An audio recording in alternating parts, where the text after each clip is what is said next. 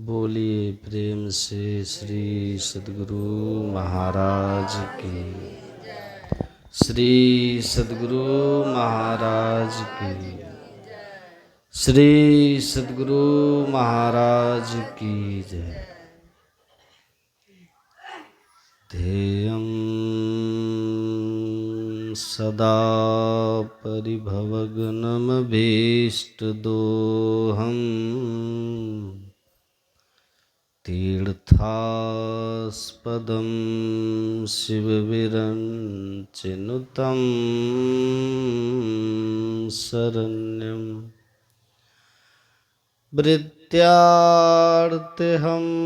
प्रणतपालभवाब्धिपोतं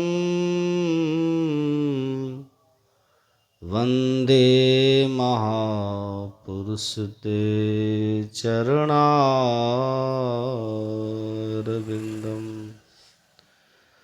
नित्यशुद्धं निराभासं निराकारं निरञ्जनं नित्यबोधं चिदानन्दं गुरुं ब्रह्म नमाम्यहम्। भक्तिभक्त भगवंत गुरु चतुर्नाम वपु एक, इनके पद वंदन किए नासत विघ्न अनेक। बोलिए प्रेम से श्री सद्गुरु श्री सद्गुरु श्री सद्गुरु महाराज की। कन कन में विराजमान परमाराध्य सद्गुरु महाराज के युगल पावन श्री चरणों में बारंबार नमन। अर्चनीय वंदनीय मुद मंगलमय साधु समाज के चरणों में नमन। सत्संग स्थल में उपस्थित हमारे परम आत्मीय श्री सुमन पराग जी, सत्संग में पधारे सत्संग प्रेमी महानुभावों, पूजनीय माताओं एवं भक्तिमती बहनों, आप सबों को मैं नमन करता हूँ और साथ ही निवेदन करता हूँ कि गुरु महाराज की जय ध्वनि एक बार उच्च स्वर से कीजिए ताकि मेरी बैटरी चार्ज हो जाए। श्री सद्गुरु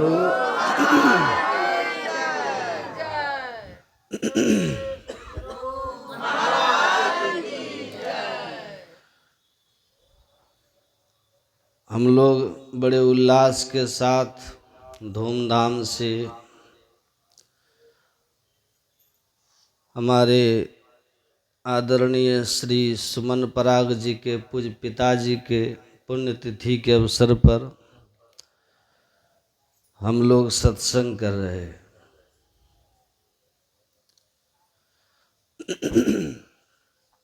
और सत्संग के क्रम में अलग अलग विषयों का पाठ करके उस पर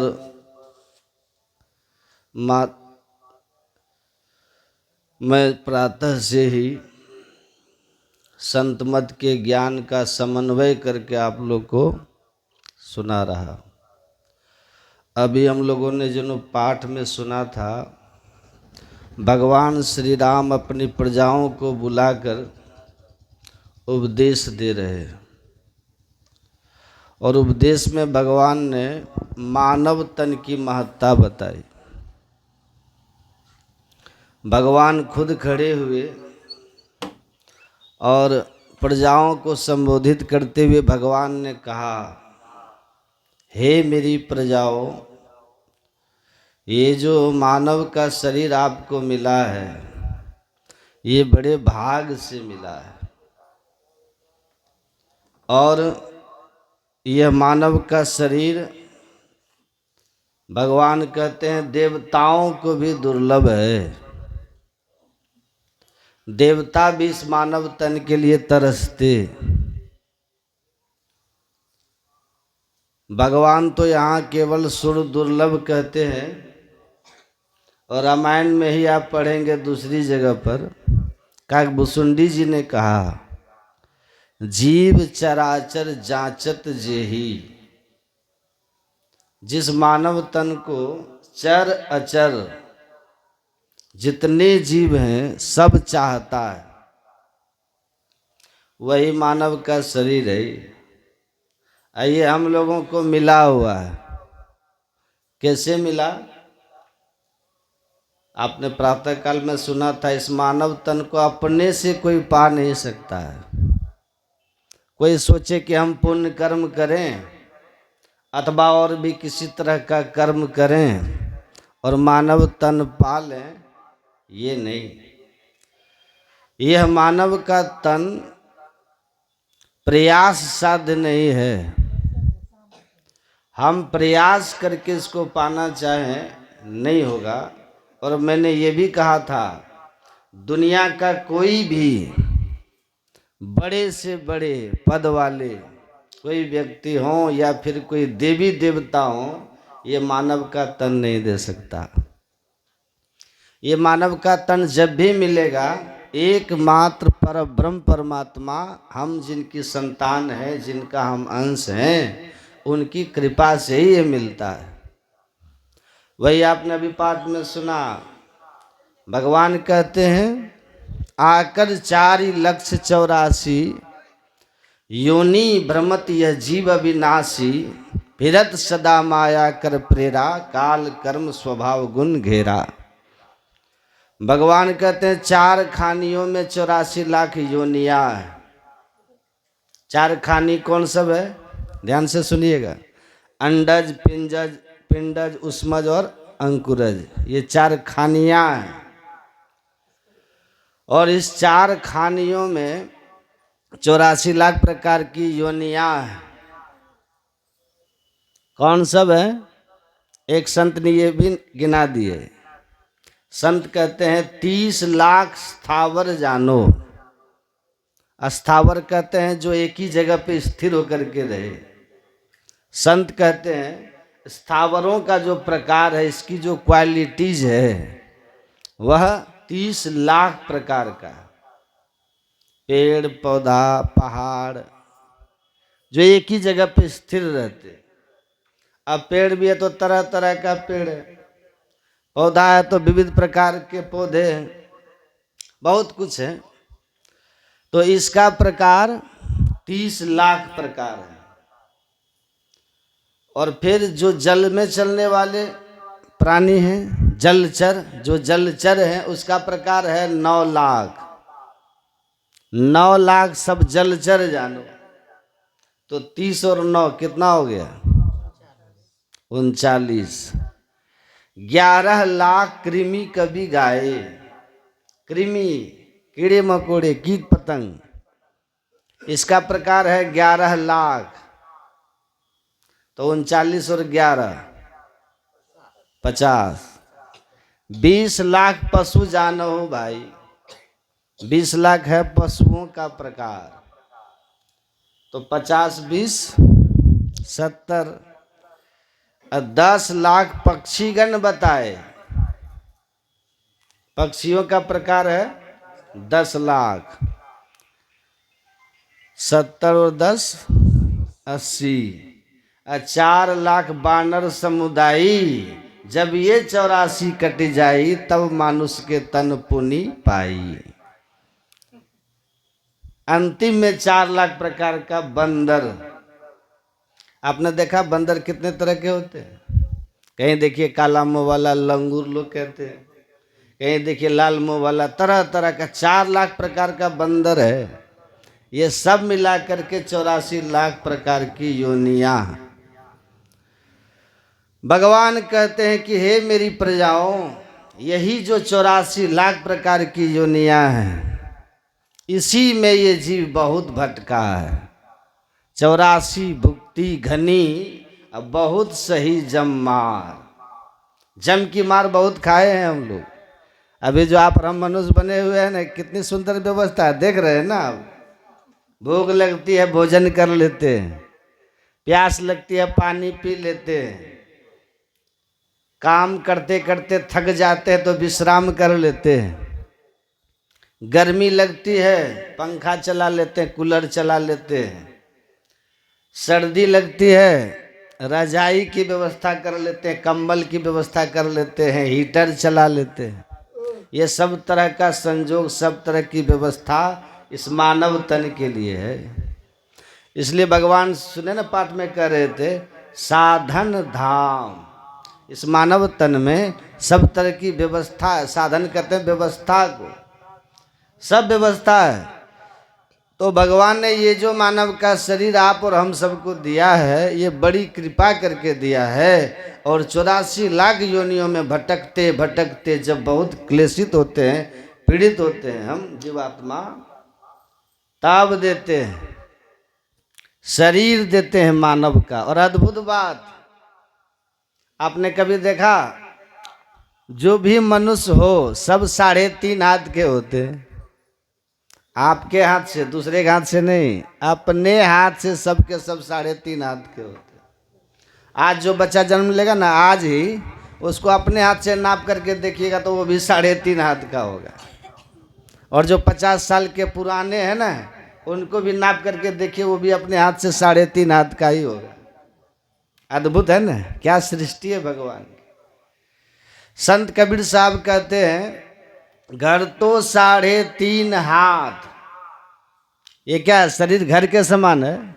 जैसे घर में हम रहते हैं, वैसे शरीर रूपी घर में ये जीव रहता है। तो कबीर साहब कहते हैं, ये जो शरीर रूपी घर है कैसा है? घर तो 3.5 हाथ, घाना तो 4.25। कहाँ मढ़ावे मेड़िया लंबी भी तुषार। कभी कभी कोई कोई व्यक्ति 4.25 हाथ के भी अपवाद स्वरूप हो जाते हैं, नहीं तो प्राय सब 3.5 हाथ। अब सवाल है, ये 3.5 हाथ का ही शरीर क्यों? प्रश्न हो सकता है किन्हीं को कि भगवान ने इस मानव तन को 3.5 हाथ का ही क्यों बनाया? 4 हाथ का बना देते, 5 हाथ का बनाते, 3.5 हाथ का ही क्यों? कारण क्या है? सुनिएगा ध्यान से। एक जगह ऐसे सत्संग हो रहा था तो बहुत भीड़ थी। 2 4 5 बूढ़ी माताएं सत्संग से निकलकर चल दी घर। तो रास्ते में लोगों ने पूछा, कहाँ गई थी? कहा, गए थे सत्संग में। तो सुनी नहीं? कहा, हम लोगों के लायक सत्संग नहीं था। कहा मतलब? सत्संग में कह रहा था, बाबा जिसको मोक्ष चाहिए वो क्या करे, जिसको मोक्ष चाहिए कैसा साधन भजन करे। हम लोग मोक्ष लेके क्या करेंगे? उनको कहने का भाव था, वो मोक्ष को मोक्ष समझ रही थी। दाढ़ी मोक्ष जो हम लोग बोलते हैं ना, माताएं कुछ ज्यादा ही सीधी होती है। कहा, हम लोग मोक्ष लेके क्या करेंगे? लेकिन मोक्ष का भाव इस मोक्ष से नहीं है। मोक्ष का अर्थ होता है छुट्टी। हाँ, मोक्ष का अर्थ होता है छुटकारा। मोक्ष का अर्थ होता है स्वतंत्रता। मोक्ष का अर्थ होता है पराधीनता से छुट्टी, स्वतंत्र हो जाना, आजाद हो जाना, निर्बंध हो जाना, निर्द्वंद हो जाना, निर्ग्रंथ हो जाना, ये है मोक्ष। अभी विचार कीजिए, हम लोग बंधन में हैं कि छूटे हुए हैं? विचार कीजिए, सोचिए, हम लोग अभी किस दशा में हैं, किस स्थिति में हम लोग हैं? विचार करना चाहिए। और सत्संग इसी के लिए होता है। हमारे गुरु महाराज जी ने कहा है कि सत्संग हम क्यों करें, सत्संग करने का उद्देश्य क्या है। तो हमारे सदगुरु महाराज जी ने कहने कृपा की, संशय दूर बहाय। सत्संग हम इसलिए करते हैं कि तद विषयक, जिस विषय की चर्चा हो, जिस विषय का पाठ हो, उससे संबंधित कोई संशय मन में नहीं रहे। संशय सत्संग से समाप्त होता है। और दूसरी बात, दृढ़ ज्ञान समुझाए, बोध दे कुबुद्धि को हरते। पहली बात तो सदगुरु महाराज कहते हैं सत्संग का भाव ये है कि संशय बिल्कुल भी न रहे, जो सुने उसके लिए निर्भ्रम हो जाए, निरसंशय हो जाए। और दूसरी बात गुरु महाराज कहते हैं सत्संग यदि सुने तो बुद्धि में बात अट जाए, दृढ़ हो जाए, बात घर कर जाए, जम जाए आपकी बुद्धि में, तब सत्संग का फल हुआ। नहीं तो सत्संग में गए, संशय लगा ही रहा, सत्संग में गए, बुद्धि की दृढ़ता नहीं हुई, ज्ञान की पकड़ नहीं हुई, समझ में बात नहीं आई, तो फिर हम घर से भी गए और सत्संग से भी गए, तब क्या लाभ हुआ। इसलिए बात को समझ लेना चाहिए खूब बढ़िया से, सब खूब ढंग से समझ लेना चाहिए और संशय न रहे, निर्भ्रम हो जाए, निरसंशय हो जाए, बात को खूब बढ़िया से समझ ले। एक बात सुनिएगा, बात तो आप हर जगह सुनते हैं, लोग नेताओं की बात सुनते हैं, वकीलों की बात सुनते हैं, शिक्षकों की बात सुनते हैं, बहुतों की बात आप लोग सुनते हैं, रास्ते चलते भी बहुतों की बात आप सुनते हैं, बहुत कुछ सुनते हैं। वहाँ सुनने में और यहाँ सुनने में फर्क है। यहाँ और वहाँ में फर्क क्या है? यहाँ सुनने से बुद्धि की निर्मलता, यहाँ सुनने से बुद्धि की पावनता, और सबसे बड़ी बात, यहाँ यदि आप ढंग से सुनेंगे न ज्ञान की बातों को, या आपका संस्कार यहाँ बन जाएगा और आज न कल ये ज्ञान आपको काम देगा। और दूसरी बात सुनिए, यदि कभी ऐसा भी हो, यदि समझें तब तो अति उत्तम है, और यदि नहीं भी बात समझें तब भी सत्संग में बैठे रहें, तब भी हानि की तो बात ही नहीं, लाभ ही लाभ है। आपके छोटे छोटे बच्चे होते हैं ना, कभी काल किसी बच्चे के मुंह में कोई रोग हो जाता है, बच्चा दूध पीना नहीं चाहता है, तो माँ क्या करती हैं, बच्चे को जबरदस्ती दूध पिला देती है। भले बच्चा पीना नहीं चाहता था, उसको कोई परेशानी रही होगी, वो दूध पीना नहीं चाहता था, लेकिन माँ ने जो बलात् उसको दूध पिला दिया, और दूध जो बच्चा के पेट में चला गया, तो वहाँ पेट में जाकर के दूध अपना काम करेगा कि नहीं? करेगा ना। वो ऊर्जा देगा, शक्ति देगा, उसके अंग प्रत्यंग को चलाएगा। ऐसे ही सत्संग में आकर के आप बैठे हैं, यदि समझें तो बहुत उत्तम बात। आज समझेंगे कौन? जो ध्यान से सुनेंगे वही समझेंगे। और यदि कोई बात एकादशी हो जो समझ में नहीं भी आवे, तो समझिए अगर कान से आप सुन लिए, भीतर चला गया, तो वो संस्कार पैदा करता है, भीतर में संस्कार देता है। और कैसा संस्कार देगा? भक्ति का संस्कार, भक्ति का बीज वपन होता है। ये संस्कार कभी मिटता नहीं, ये अमानत रहता है। अब भगवान श्री कृष्ण ने तो कह दिया, भगवान ने तो प्रतिज्ञा करके कहा है, कौन्तेय प्रतिजानीहि नौमे भक्त प्रणश्यति। हे अर्जुन, मैं संकल्प करके कहता हूँ, मेरे भक्तों का कभी नाश नहीं होता है। इस ज्ञान का कभी नाश नहीं होता। भक्ति बीज बिन से नहीं, जो जुग जाए अनंत, ऊंच नीच घर जन्म ले तब वो संत को संत।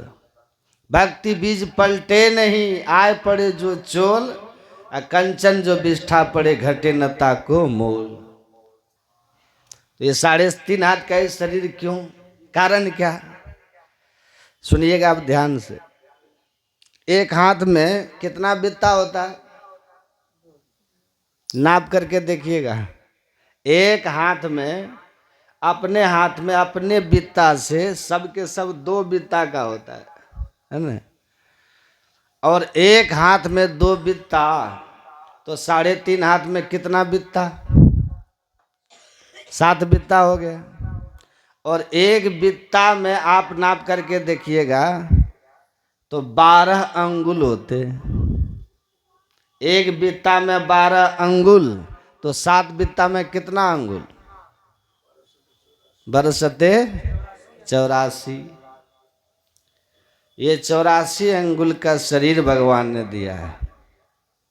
इसके पीछे राज क्या है, इसके पीछे रहस्य क्या है, मर्म भेद क्या है, एक ही बात है इसके पीछे।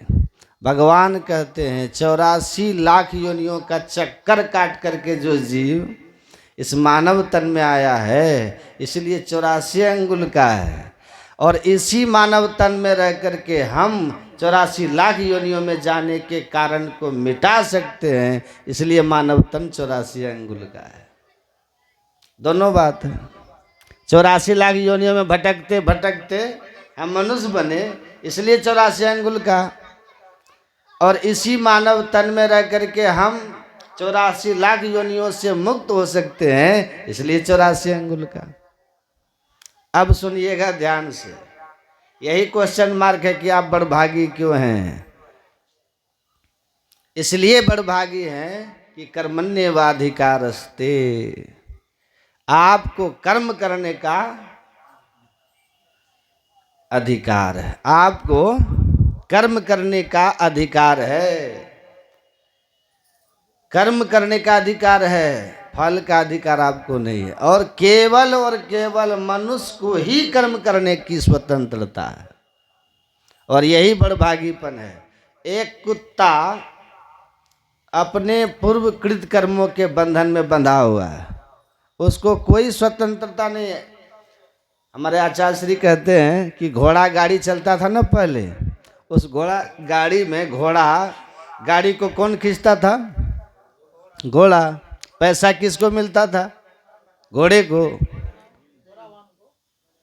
किसको, हाँ, कोचवान को मिलता है ना, घोड़ा गाड़ी के मालिक को।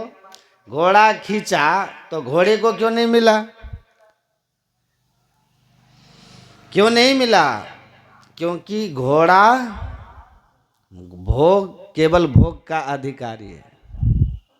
सुख और दुख उसके पूर्वकृत कर्म पर है। कोई बड़ा शांति से आश्रम में जाके देखिए गाय को, आश्रम में गाय को जाके देखिए, कुप्पा घाट आश्रम की गाय की सेवा, कितना आराम से खड़ा होने के लिए उसके पैर के नीचे बालू के ऊपर गोबर को सुखाकर भुरभुरा बना दिया जाता है, ताकि उसके पैर में किसी तरह का कठोरपन अनुभव न हो, पक्का पे खड़ा रहे। तो इतना बढ़िया कर दिया गया। खाने के लिए कितने अच्छे अच्छे अन्न मिलते, दूध दे न दे, लेकिन उसका सम्मान बहुत है। क्यों, उन गायों का पुण्य है। कोई ऐसी भी गाय है जिसको रोड पर घूम रही है, दूध देना बंद कर दिया, तो क्या क्या कर्म है। आप अपने बैल को जोत करके हल चला करके उपजा लेते हो फसल, और आप अपने बैल को कहो कि लो इसमें से 25 किलो जाओ सत्संग में दान कर देना, मंदिर में दान कर देना, गरीब को दान कर देना, बैल कर देगा, कर्म कर सकता है, हल खींचेगा, क्योंकि पूर्वकृत कर्म से वो बैल है। और जिस योनि में है वहाँ केवल भोग है, वो अपने भोग से मुक्त होने के लिए कोई उपाय नहीं कर सकता। लेकिन केवल और केवल मनुष्य ही एक ऐसा है जिसको कर्म करने की स्वतंत्रता है। आप अपने भाग को बदल सकते हैं। मनुष्य अपने भाग का निर्माता है और इसलिए मनुष्य बड़भागी है। देवताओं के लिए भी कहा कि जो देवता हैं उनके पास भी शुभ कर्मों का फल है, लेकिन वो भी अपने फल शुभ कर्मों की समाप्ति के बाद पुण्य छीन सोई देव स्वर्ग से नरक में आवे। लेकिन मनुष्य जीते जी नरक से स्वर्ग में जा सकता है और कुकर्म करके सुखमय जीवन को नरक बना सकता है। और यही सिर्फ एक बात, कर्म की स्वतंत्रता, मोक्ष का द्वार। अगर आप मोक्ष के द्वार में प्रवेश करने का साधन करते हैं उसके लिए आपको सत्कर्मी बनना पड़ेगा। ना वो रिझे जब तक किन्हें ना काया को जारे, ना वह रिझे धोती टांगे ना काया को पखारे, दया करे धर्म मन राखे, घर में रहे उदासी, अपना सा दुख सबका जाने ताही मिले अविनाशी। आपको सत्कर्मी बनना पड़ेगा। आप सत्कर्मी मतलब क्या? दूसरों की मदद करने वाला, दूसरों के सुख दुख का सहभागी बनने वाला। आपको अधिक है तो दान कीजिए जरूरतमंद को, सत्य बोलिए, झूठ मत बोलिए। झूठ, चोरी, नशा, हिंसा, मुर्गा, अंडा, जितना कुछ सुनते हैं वो सब को छोड़िए और व्यभिचार, इन सब पापों को छोड़ करके सदाचारी बनिए। करनधार सदगुरु दृढ़नावा संत सदगुरु के शरण में जा कर के अगर आप सत्संग और ध्यान करते हैं, मोक्ष के मार्ग पर चलते हैं, तो और संसार का जो आपका कर्म है, कर्तव्य कर्म है, जहाँ भी आप हैं उस कर्म को ईमानदारी से कर रहे हैं तो आप अपने मनुष्य तन जो बड़भाग से मिला है उसके साथ न्याय करके आप अपने लिए स्वर्ग अर्थात सुख मोक्ष का मार्ग तय कर रहे हैं। पर इसी शरीर को पा करके अगर आप न मोक्ष मार्गी हैं, न सदाचार के मार्ग पर हैं, न भक्ति मार्ग पर, मतलब भक्ति सदाचार सत्कर्म को त्याग के या जीवित सुखम जीवित वाली भावना पर है, जो खाना है खाइए, जो पीना है पीजिए, जो करना है करिए, बेमानी शैतानी एक दूसरे के साथ क्या कहते हैं वो रगड़ा रगड़ी, उतना ग्रामीण भाषा भी हमको नहीं आती है ना। आपस में आप लड़ते झगड़ते एक दूसरे का पैर खींचते हैं। कहते हैं ऐसा मत कीजिए, सहयोगी बन के रहिए। दो आदमी अगर एक साथ हो ना और दोनों का एक दूसरे का हित चिंतन हो रहा हो तो थोड़ी देर में वो जगह इतना पवित्र वाइब्रेशन से भर जाएगा कि वहाँ तीसरा आदमी आएगा ना वो अपने आप शांत हो जाएगा। वहाँ के परमाणु में इतनी ऊर्जा बढ़ जाएगी कि वो तीसरा अपने आप आके शांत हो जाएगा। शुभ विचार जहाँ पे होता है ना, जहाँ शुभ विचार के लोग होते हैं उनके बगल में आपको शांति क्यों मिलती है? क्यों कहते हैं? संत के पास जाते थे ना, राजेंद्र प्रसाद थे ना अपने राष्ट्रपति देश के, तो डॉक्टर राजेंद्र प्रसाद कहते थे जब मैं बेचैन होता हूँ, व्यथित होता हूँ तो मैं जा करके महर्षि रमन के आश्रम में उनके पास बैठ जाता हूँ। महर्षि रमन बोलते नहीं थे, मौन रहते थे। अब बोलते थे जब कुछ नहीं बोलते थे, जो कुछ गंदी दे नहीं तो भी बास सुबास, तो भी उनके पास बैठ जाने मात्र से हमारे मनोवृत्ति जो थी, हमारे अंदर जो बेचैनी रहती थी, अशांति थी, वो शांत हो जाता था, जीवन में ऊर्जा से भर जाता था। और फिर 2-3 दिन के बाद आकर के महीनों काम करने की हमें प्रेरणा और क्षमता आ जाती थी। तो शुभ भाव विचार करेंगे ना तो पहली बात तो है कि आप सुखी हो जाएंगे। जिस आदमी में ये भाव आ जाए कि सभी सुखी हो तो सब सुखी हो या नहीं हो, लेकिन वो आदमी पहले सुखी हो जाएगा, पहले सुखी हो जाएगा। तो गुरु नानक देव जी सत्संग कर रहे थे, समझे। बहुत लोग लाइन लगा करके प्रणाम करने आते हैं। सिखों में बहुत व्यवहार बहुत सुंदर, बड़ा तमीज होता है सिखों में। सब लोग पंक्तिबद्ध होकर के आते थे प्रणाम करने। एक सेठ थे दूली चंद, वो सामने से नहीं आया, उनको लगा धो गरीब गुरु हमारे गांव का बैठा हुआ, इसके हम पीछे लगेंगे। वो बगल से आया, आकर के सोना का 5 सिक्का रख दिया गुरु नानक देव जी, स्वर्ण सिक्के, अब प्रणाम किया उनको। गुरु नानक देव तो समझ गए, संत थे ना, धन का अहंकार है और अहंकार से सब कुछ बिन से। चाहे धन का अहंकार हो, विद्या का अहंकार हो, रूप का अहंकार हो, चाहे जाति का अहंकार हो, अहंकार जिसका भी जीवन में किसी कारण से है वो विनाश की ओर ही ले जाता है, पतन का मार्ग प्रशस्त करता है। तो जैसे प्रणाम किया ना, ये क्या किए कि तुरंत अपने थैले से गुरु नानक देव जी ने एक सुई उसको दे दी है और कहा दूली चंद ये सुई तुम रखो, तुम हमको ऊपर दे देना। ऊपर का सुई लेके कहाँ ऊपर? कहा मरने के बाद, तुम तो हमसे ज्यादा बूढ़े हो, अगर ऊपर चले गए तो सुई रखना, हमको वहां दे देना, थैला वाला कपड़ा उपड़ा सिएंगे। तो दुल्लीचंद कहता महाराज मरने के समय सुई कौन लेके जाता है? कोई कुछ लेके नहीं जाता है, कोई कुछ लेके नहीं जाता। कहा बहुत ज्ञानी हो, इतना ज्ञान है कि मरते समय कोई कुछ लेके नहीं जाता। काया हंसा संग हो आवा, जाता जोगी किनो न पावा। शरीर के साथ इस दुनिया में आते हैं, जाते समय शरीर भी छोड़ के जाते हैं, है ना, छोड़ के जाते हैं। एक साधु बाबा थे, उनको कोई कह दिया कि बाबा बाहर जाते हैं ना तो सत्संग करके आते हैं, बहुत माल रखे हैं कुटिया में। तो अपराधी तो जानबे करते हैं, दो चार बदमाश रात के नशे में चले गए, बोले बाबा माल निकालो कहाँ रखे हो? तो बाबा बोले कि माल कहाँ है, जो थोड़ा बहुत था दे दिया। जब दे दिया तो वो लोग लेकर के कहा लोग बहुत है, तो 4-5 हज़ार है। तो बाबा बोलने लगे जय गुरु महाराज नफे में, जय गुरु महाराज नफे में, जय गुरु महाराज नफे में। तो चोर सब सुना, आहा बहुत कुछ है छिपा के रखा, 5,000 दे के तब ना कह रहा कि नफे में है, 5,000 से जान छूट गया, घूम के आए लोग का। कहाँ है? पूरा कुटिया छान लिया, कहा कि कह रहा है कि नफे में, नफे में। इसका सब कपड़ा उतारो, तो ये बहुत बनता है। एक लंगोटी छोड़ दिया लोग, एक टीला पे जाके खड़े हो गए, वहां भी कहने जय गुरु महाराज नफे में, जय गुरु महाराज नफे में। कहा नफे में? कहा कि टीला खोदो तो लगता वहीं छिपा के रखा है, थोड़ा खोदा लो कुछ नहीं मिला। कहे बाबा अरे ही कपड़ा तक दे पे उतार लिए, न कुटिया में कुछ है, बर्तन उर्तन सब समेट लिए, कुछ भी छोड़े नहीं, कुटियो ढा दिए आपका। अब बचा क्या आपके पास जो कहते हैं नफे में, नफे में? अरे बेवकूफ, जब जन्म लिए थे तो नंगे आए थे, एक लंगोटी छोड़ दियो, अब यो लंगोटी नफे में है। वो लंगोटी नफे में, क्योंकि कौड़ी नहीं संग करोड़नी जोड़ के, अरे हारे पलटू गए है राजा रंग फकीर लंगोटी छोड़ी के।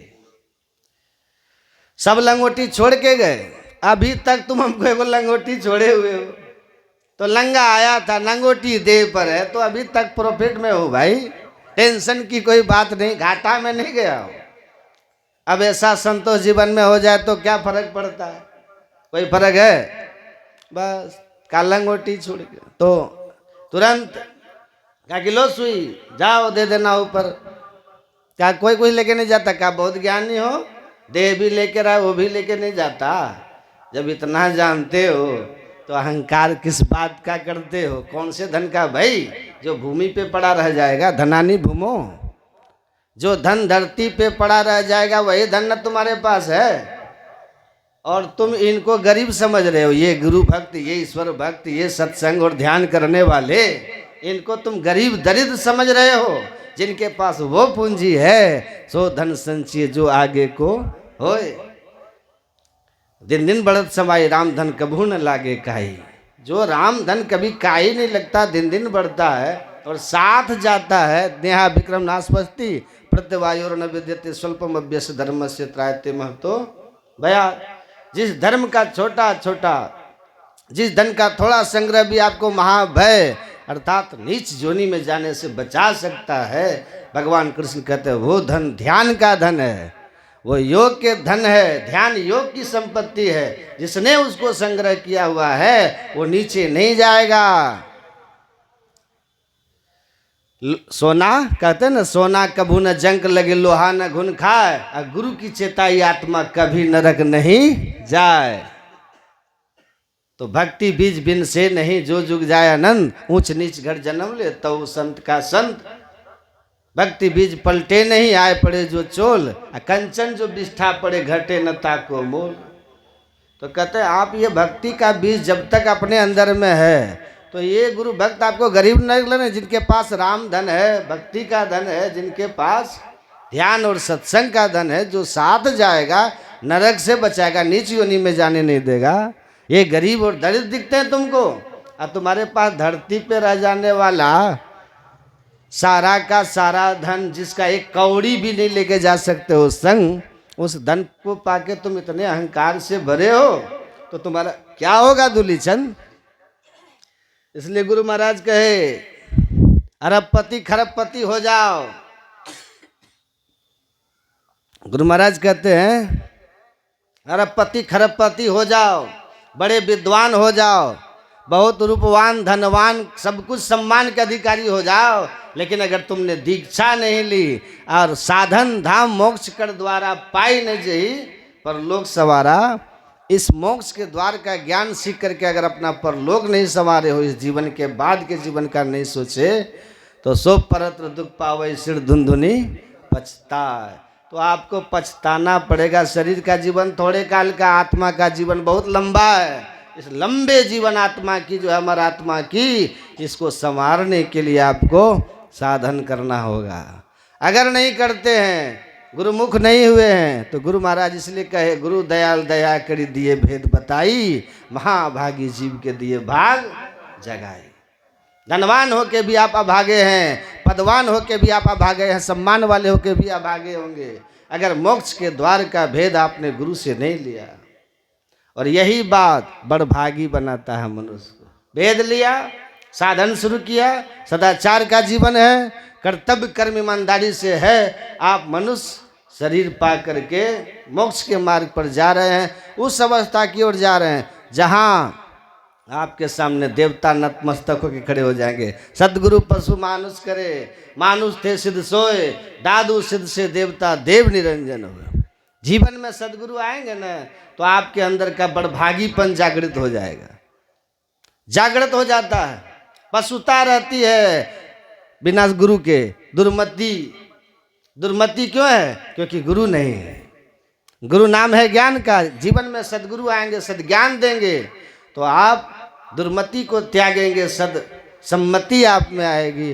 तो इसके लिए कहा कि गुरु करंधार, भगवान कहते गुरु के शरण में जाओ।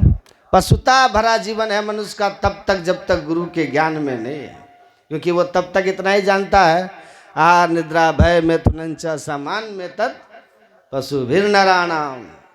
आहार निद्रा भय और संतान उत्पन्न करना, ये तो पशु और मनुष्य में समान है। मैं अपने गांव में था, मैं देखा एक बगीचे में चिड़िया का घोंसला, वो चुन चुन के पत्ता लाती थी और इस तरह से घोंसले को बना रही थी। मुझे लगा कि किसी इंजीनियर को कह दो तो दिमाग खराब हो जाएगा, इंजीनियर का दिमाग खराब हो जाएगा। चिड़िया घोंसला बना रही थी यार, इतना बढ़िया से बना दी ना, वो घोंसला इतना अच्छा कि तार के पेड़ में आंधी आ रही है, घोंसला घूम रहा है, टूट के गिरता नहीं है, और मुंह ऐसे नीचे से है कि वर्षा कितनों बरस जाए एक बूंद उसके अंदर में घुस नहीं सकता है। एकदम फुल वाटर प्रूफ, पक्की ढलैया है, जोड़ भी नहीं छोड़ा है कहीं पर, ऐसा एकदम बनाया हुआ। पेड़े उलट जाए तो घोंसला को कुछ हो सकता है। क्या कमाल है, देख लीजिए। तो उसको भी ज्ञान है घर बनाने का, और आपको भी राजमिस्त्री वाला ज्ञान है। आप और चिड़िया दोनों समान है, दाना चुग करके वो भी घोंसले में बच्चे को खिला रही है, आप भी घर में खिला रहे, समान है ना। कहाँ आप विशेष हैं? चिड़िया किसी गुरु से दीक्षा लेकर के ध्यान नहीं कर सकती, ना ही सत्संग सुन सकती है। आप सत्संग ध्यान करके मोक्ष के मार्ग को जानकर और अपने जीवन को संवार सकते हैं सदगुरु के शरण में जाकर, वरना आप और चिड़िया में कोई अंतर नहीं है। इसलिए दत्तात्रेय जी महाराज राजा यदु को, राजा यदु जो यदुवंश जिससे उत्पन्न हुआ, उस यदु महाराज को कहते हैं यह प्राप्य मानुषे लोके मोक्ष द्वारम अपाभ्रयम गृहेषु शक्तः खग्वत्तमारूढ़ं च्युतं विदु। कहा, हे राजा यदु, सुनो, मोक्ष के द्वार से युक्त इस देव दुर्लभ मनुष्य शरीर को प्राप्त करके जो मोक्ष का साधन नहीं करता, तमारूढ़म, और क्या करता है, सक्तस खगवत, खग मतलब चिड़िया, चिड़िया की तरह, गृहेशु, अपने घर परिवार में, संतान में आसक्त होकर रहता है, वह मनुष्य चिड़िया की तरह ही है। और ऐसे जीवन जीने वाला आहार निद्रा भय मिथुन संतान वाले में क्या होता, तमारूढ़म च्युतम विदु, अंकुरज, मिट्टी से उत्पन्न होने वाला, उससे ऊपर की योनि होती है, जो गर्मी से पैदा होता है ना, फल में कीड़ी लगना, माथा में जो जू ढील जो होता है ना, ये सब क्या है, ये गर्मी से पैदा होते हैं, उष्मज बोलते हैं इसको। 4 खानियों में 84 लाख जो, ये 4 खानी में। तीसरा है जिसको आप बोलते हैं ये अंडज, अंडा से पैदा होना, सांप, पक्षी अंडे से पैदा होते हैं ना। और चौथा है पिंडज, जो माँ के गर्भ से पैदा लिया, गाय, भैंस, बकरी, आदमी, ये सब मनुष्य, ये सब आता है ना, सीधे गर्भ से शरीर आता है हम लोग का। ये 4 खानी 84 लाख जोनी। तो ये 84 लाख जोनियों में अंकुरज से उष्मज श्रेष्ठ है, उष्मज से अंडज श्रेष्ठ है, अंडज से पिंडज श्रेष्ठ है, अब पिंडजों में चौपाया, और उनमें सबसे ज्यादा 2 पाया मनुष्य श्रेष्ठ। और इतना श्रेष्ठ है कि देव दुर्लभ है, क्योंकि 84 आकर 4 लक्ष्य 84 जोनी ब्रह्मति है, जीव अविनाश, अविनाशी जीव 84 लाख जोनियों में भटमन करने के मनुष्य में आया है। इतनी ऊंचाई है कि देव दुर्लभ है। लेकिन ऐसे शरीर को पाकर पाई न जी परलोक संवारा, पा करके जो गुरु से युक्ति लेके परलोक मोक्ष नहीं संवारा, अपने आगे के जीवन की परवाह नहीं की है, तमारूढ़म च्युतम विदु, वो आत्महिंसक की गति में जाता है। भीतर से सावधान रहिए, सावधान वही। सुखदेव जी ने कहा, राजन, अंतिम में भगवान की याद आ जाए ये कोशिश करो। अंतिम में भगवान की याद आती है, इतना सरल नहीं है। जन्म जन्म मुनि जतन कराही, अंतराम कह आवत नहीं। जिनका जीवन सत्संगमय होता है, जिनका जीवन ध्यानमय होता है, जिनका जीवन ईश्वर के प्रति श्रद्धामय होता है, इष्ट के प्रति भक्तिमय होता है, उसी को अंतिम में इष्ट की, भगवान की याद आती है। आने तो आना बड़ा कठिन है। जन्म जन्म मुनि जतन कराही, अंतराम कही आवत नाय। अंतिम में भगवान की याद नहीं आती। क्या क्या लोगों को याद आती है। एक बूढ़ा बाबा थे, एक बूढ़ा बाबा मर रहे थे। अब 5 बेटा था उनका, और सब बड़े बड़े पद पर, और मंत्रियों के पद पर भी। कितना मंत्री, 5 बेटा है ना, कोई प्रोफेसर है, कोई डॉक्टर है, कोई मंत्री है, कोई नेता है, बड़े बड़े पद पर है। अब बूढ़ा भी 1 नंबर का किसान, सैकड़ों बीघा जमीन उनके पास। और अंतिम में जब वो मरने लगे ना, वृद्ध हो गए। अब कल्पना कीजिए कितने समर्थ पिता, जो इतना इतना जमीन जोतते थे और बच्चे को पढ़ा लिखा करके कहाँ बड़े बड़े ओहदे पर, बड़े बड़े पद पर भेज दिए, वो वृद्ध। अब वो बेचारे जब मरने लगे ना, खटिया पे पड़ा हुआ, और घर में सब बच्चे भी आ गए। जो नेताजी थे नेताजी आ गए, जो मंत्री जी थे मंत्री भी आ गए, वो जो डॉक्टर थे वो भी आ गए, जितने जो 5 बेटे थे सब आ गए, सब बेटियां भी आ गई। अब वो बूढ़ा बाबा घर को पाल पोस करके, घर की रक्षा करके सबको बड़ा किया था। घर की रक्षा व्यवस्था, खेत खलिहान की रक्षा व्यवस्था, बच्चों की रक्षा व्यवस्था, बच्चों को देखना सुनना, ये सब करके पूरा घर को उसने समृद्ध बना रखा था। अब मृत्यु का क्षण तो सबका आता है ना जीवन में। वो वृद्ध जब मरने लगे, खटिया पे पड़ा हुआ है, और सामने एक दीवाल थी, दीवाल। उधर वो बारंबार इशारा करे, ऐसे ऐसे हाथ दिखाए, और उधर ये गाय भी बंधी हुई थी। उधर जो दीवार की तरफ इशारा करे ना बार बार, तो बच्चों के मन में हुआ कि लगता पिताजी उधर कुछ धन गाड़ करके रखे हैं। ये बच्चे के मन में हुआ लगता उधर कुछ ये धन तन कहीं घड़ा उड़ा में असरफी सोना चांदी गाड़ करके रखे होंगे, इसलिए पिताजी उधर बारंबार इशारा कर रहे।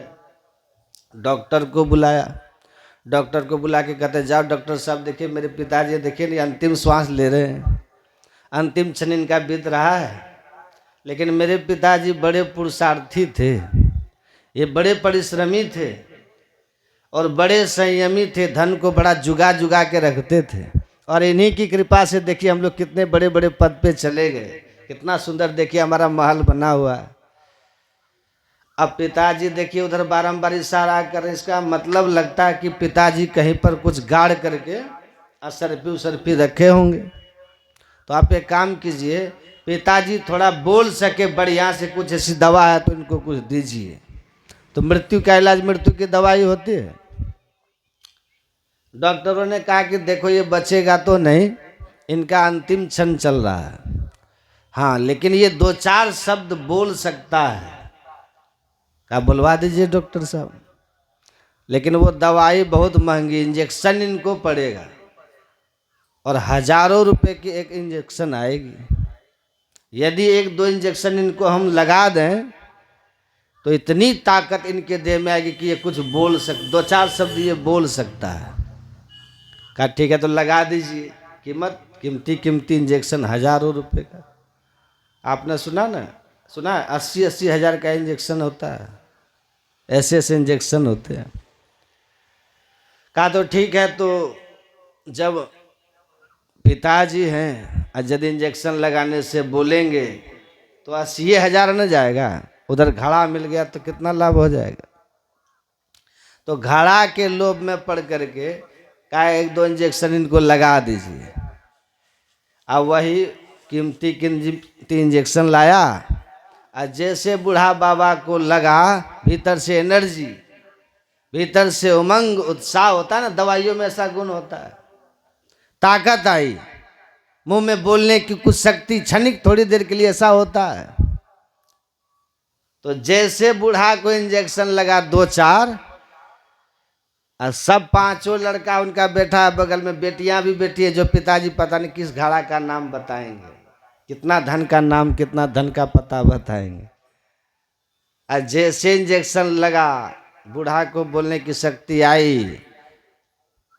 सभी बच्चों ने पूछा पिताजी क्या कह रहे थे, किधर घड़ा गड़ा हुआ है? कहा मूर्ख तुमको घड़ा का पड़ा, देखता नहीं बच्चिया झाड़ू चबा रहा है, वो गाय का बच्चा झाड़ू चबा रहा, तुम लोग को नहीं दिख रहा है? सभी बच्चों ने सर पीटा है, भगवान तो झाड़ू के लिए इशारा कर रहा है, और उसको बुलवाने के लिए कितना रुपए का इंजेक्शन उसको लगा दिया, इशारा कर रहा था झाड़ू के लिए। ऐसा क्यों होता है? वृद्धावस्था में आसक्ति बहुत बढ़ जाती है, सुई से भी आपको आसक्ति हो जाएगी, बहुत आसक्ति होती है, आसक्ति बढ़ती चली जाती है, यही होता है। अब वो बूढ़ा बेचारा उतना इंजेक्शन लगा झाड़ू के लिए, बोला कोई उसको मानेगा? सब माथा फिर है, ये क्या हो गया? अंगम गलितम पलितम मुंडम दशन विहीनम जातम तुंडम कड़घृत कंपित शोभित दंडम तदपिन मुंचती आशा भांडम। और आशा बढ़ती चली जाती। आँख में देखने की, आँख में शक्ति नहीं होगी, चलने की शक्ति नहीं होगी, मुंह में बोलने की शक्ति नहीं रहती, लेकिन आसक्ति भीतर से और बढ़ती जाती है, वही दुखदायिनी होती है। इसलिए सुखदेव जी कहते परीक्षित से, राजन अंतिम में आसक्ति भगवान से हो जाए इतना काम करना। दुनिया के पदार्थों से आसक्ति न हो, व्यक्ति वस्तुओं से आसक्ति न हो, ये समझ लेना कि भगवान का दिया हुआ है ये भगवान जाने, हमको तो भगवान चाहिए, ऐसा भाव रहना चाहिए।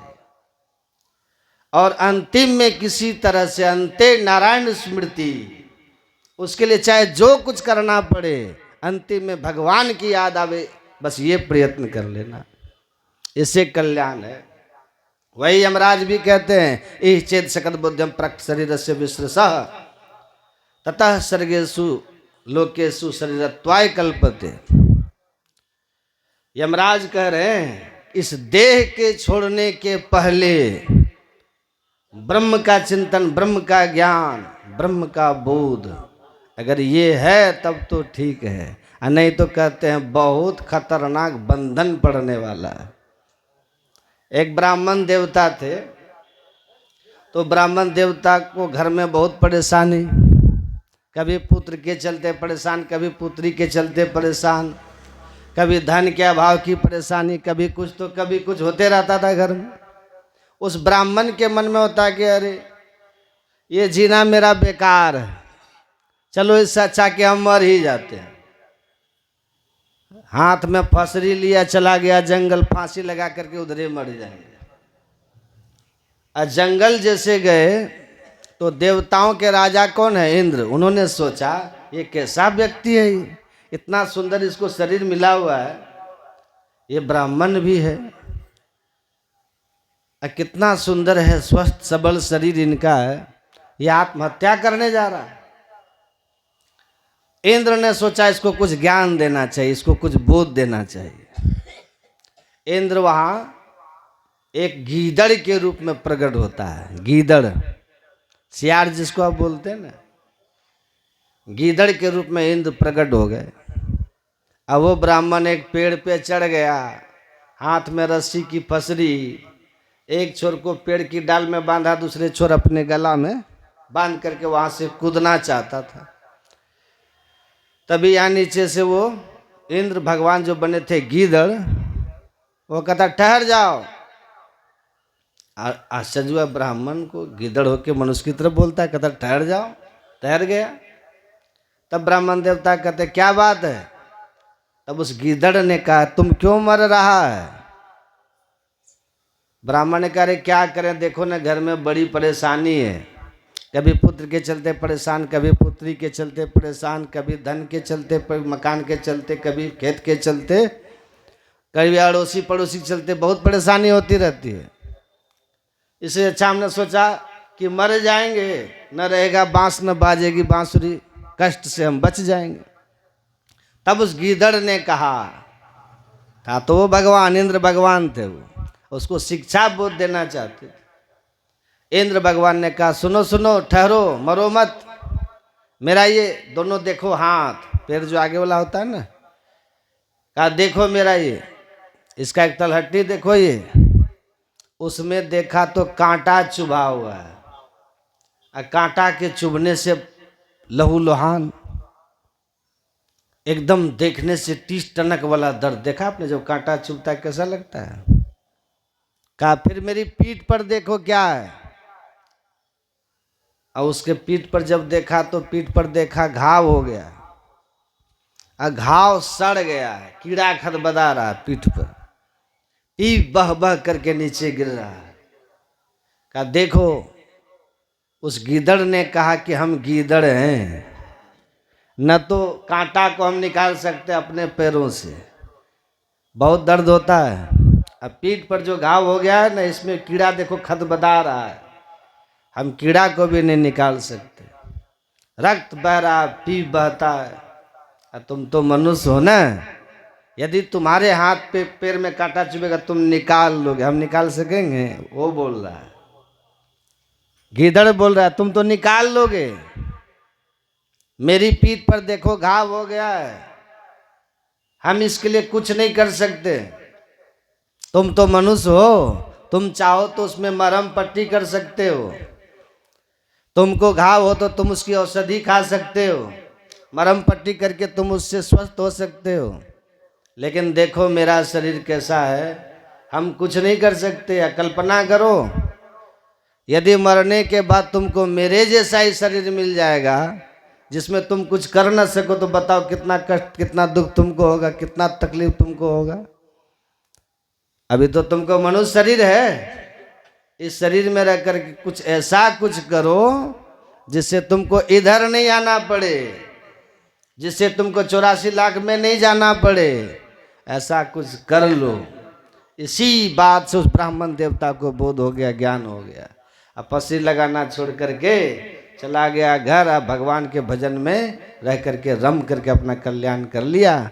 ऐसी बहुत कथाएं हैं पुराणों में, आप पढ़ करके देखिए ना। अजामिल का प्रसंग आप जानते हैं कि नहीं? 88 साल में वो भजन में लगा तो कल्याण हो गया। यही है, यही सुखदेव जी कहते राजन, अंतिम में भगवान की याद आवे, यही मानव तन का फल है। और नहीं तो घमंड में रहते हैं, अरे इतना सुंदर मेरा शरीर है, इतना हम बलशाली हैं, पहलवान हैं।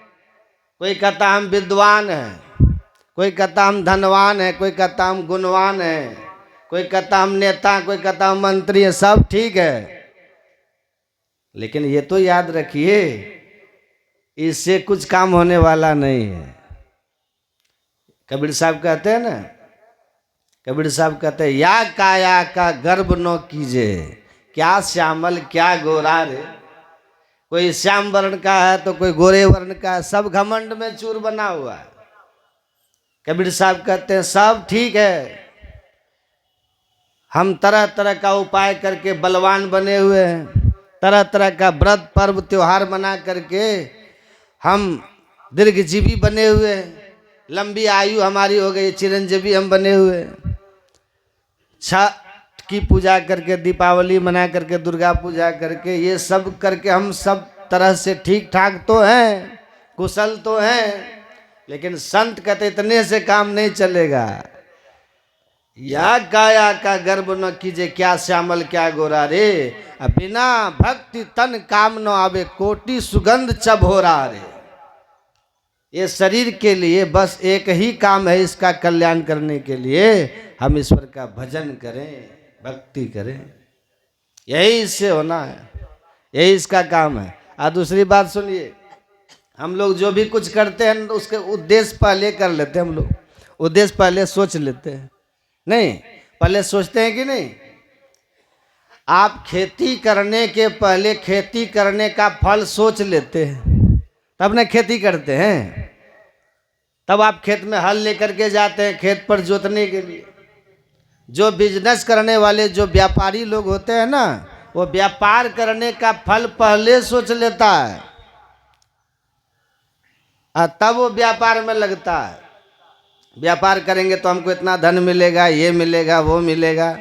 व्यापार करने का फल वो पहले सोच लेता है, तब व्यापार में लगता है। ऐसे कोई लगता है? आप किसी को पूछिए आप क्या बनना चाहते हो, वो कहता हम मास्टर बनना चाहते हैं। क्यों? क्योंकि उसने मास्टर बनने के फल को पहले सोच लिया है।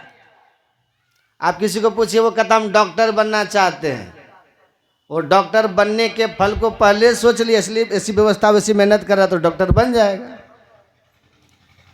इसी तरह से भगवान जो कुछ करते हैं ना, तो कुछ करने के पीछे भगवान का उद्देश्य है।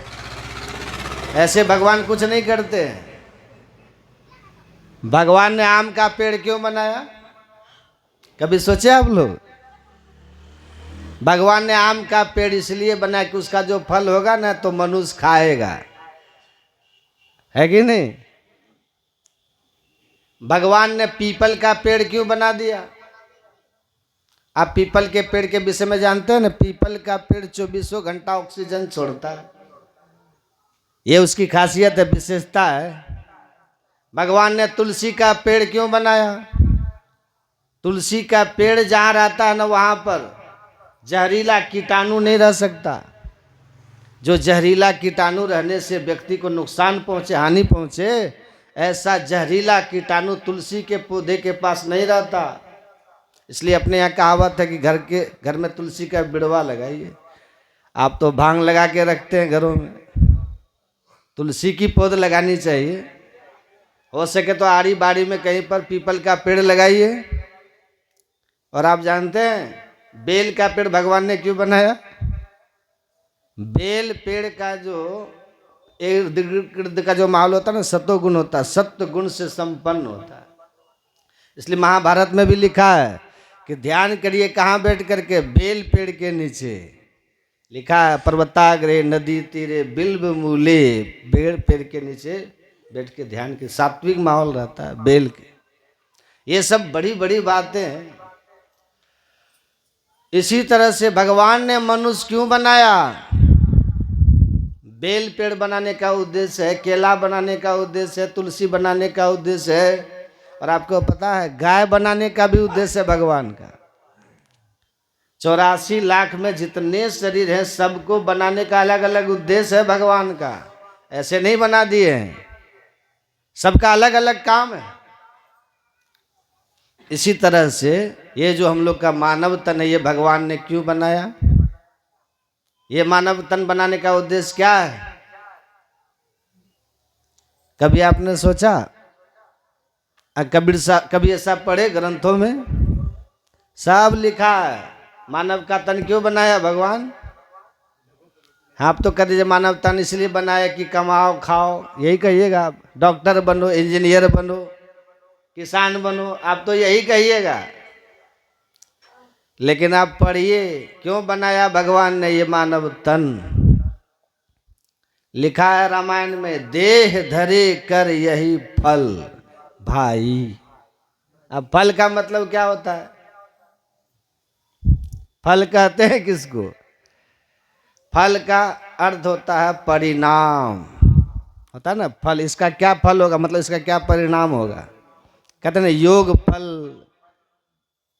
पढ़ते ना बच्चे, योग फल, योग का परिणाम, मतलब योग फल, योग का परिणाम। ऐसे ही ये देह धारण करने का, मनुष्य बनने का परिणाम क्या है? मनुष्य बनने का फल क्या होना चाहिए? इसका फल क्या है? तुलसीदास जी लिख देते हैं, देह धरे कर यही फल भाई। हे भाई, इस मानव तन को पाने का एक ही फल है, इसका एक ही परिणाम है। क्या परिणाम है? तो तुलसीदास जी कहते हैं, भजिए राम।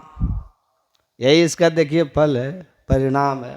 भजिए राम सब काम बिहाई।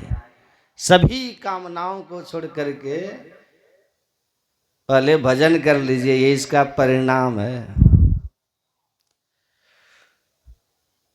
सब काम कीजिए आप, उसकी मनाही नहीं करते संत।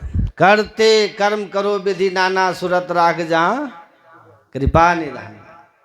आप सूरत को, मन को कृपा निधान के पास, भगवान के पास रखेंगे कैसे? इसकी युक्ति जान लीजिए, उस युक्ति से रखिए, सफल हो जाएगा मानव तन।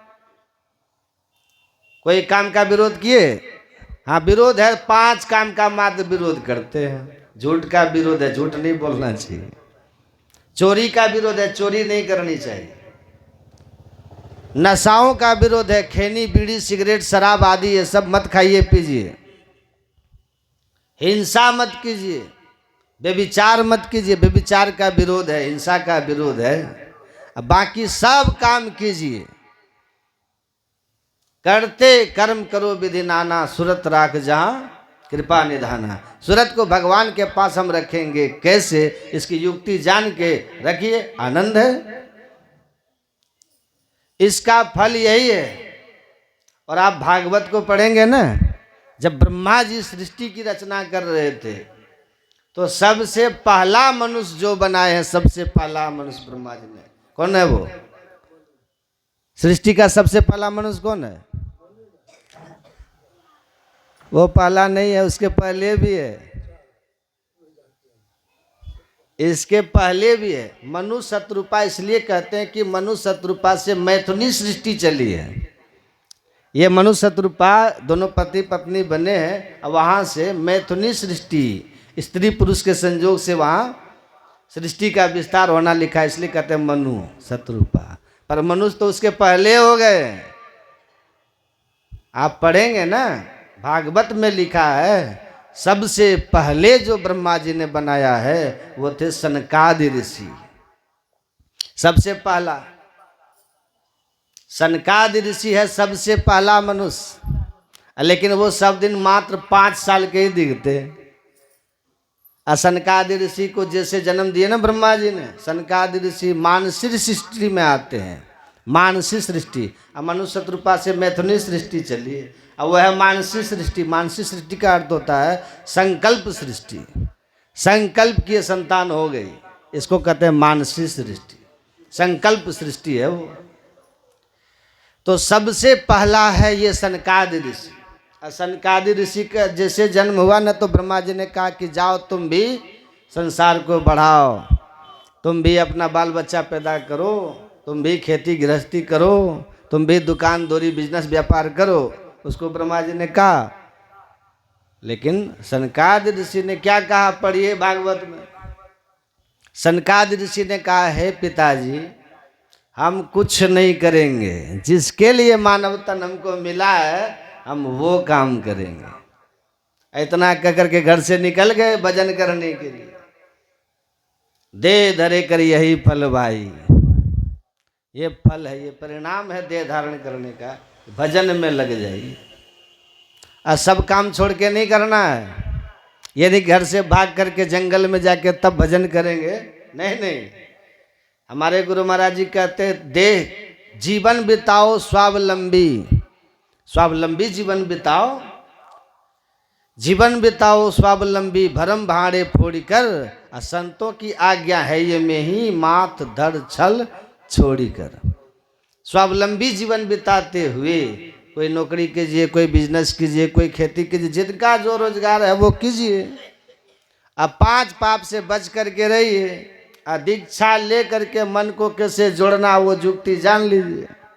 अब भजन करते रहिए, देखिए मानव तन सफल हो जाएगा, अंतिम क्षण आपका सुखद हो जाएगा। यही कहते हैं सुखदेव जी महाराज, हे राजन, यही देह पाने का फल है, परिणाम है, यही काम करना चाहिए। ये काम अगर कर लिए तो आप देखिएगा यहाँ भी सुख से रहिएगा, और शरीर छोड़ करके जहाँ आप जाइएगा वहाँ भी आराम से रहिएगा। यही ज्ञान देता है संत मत।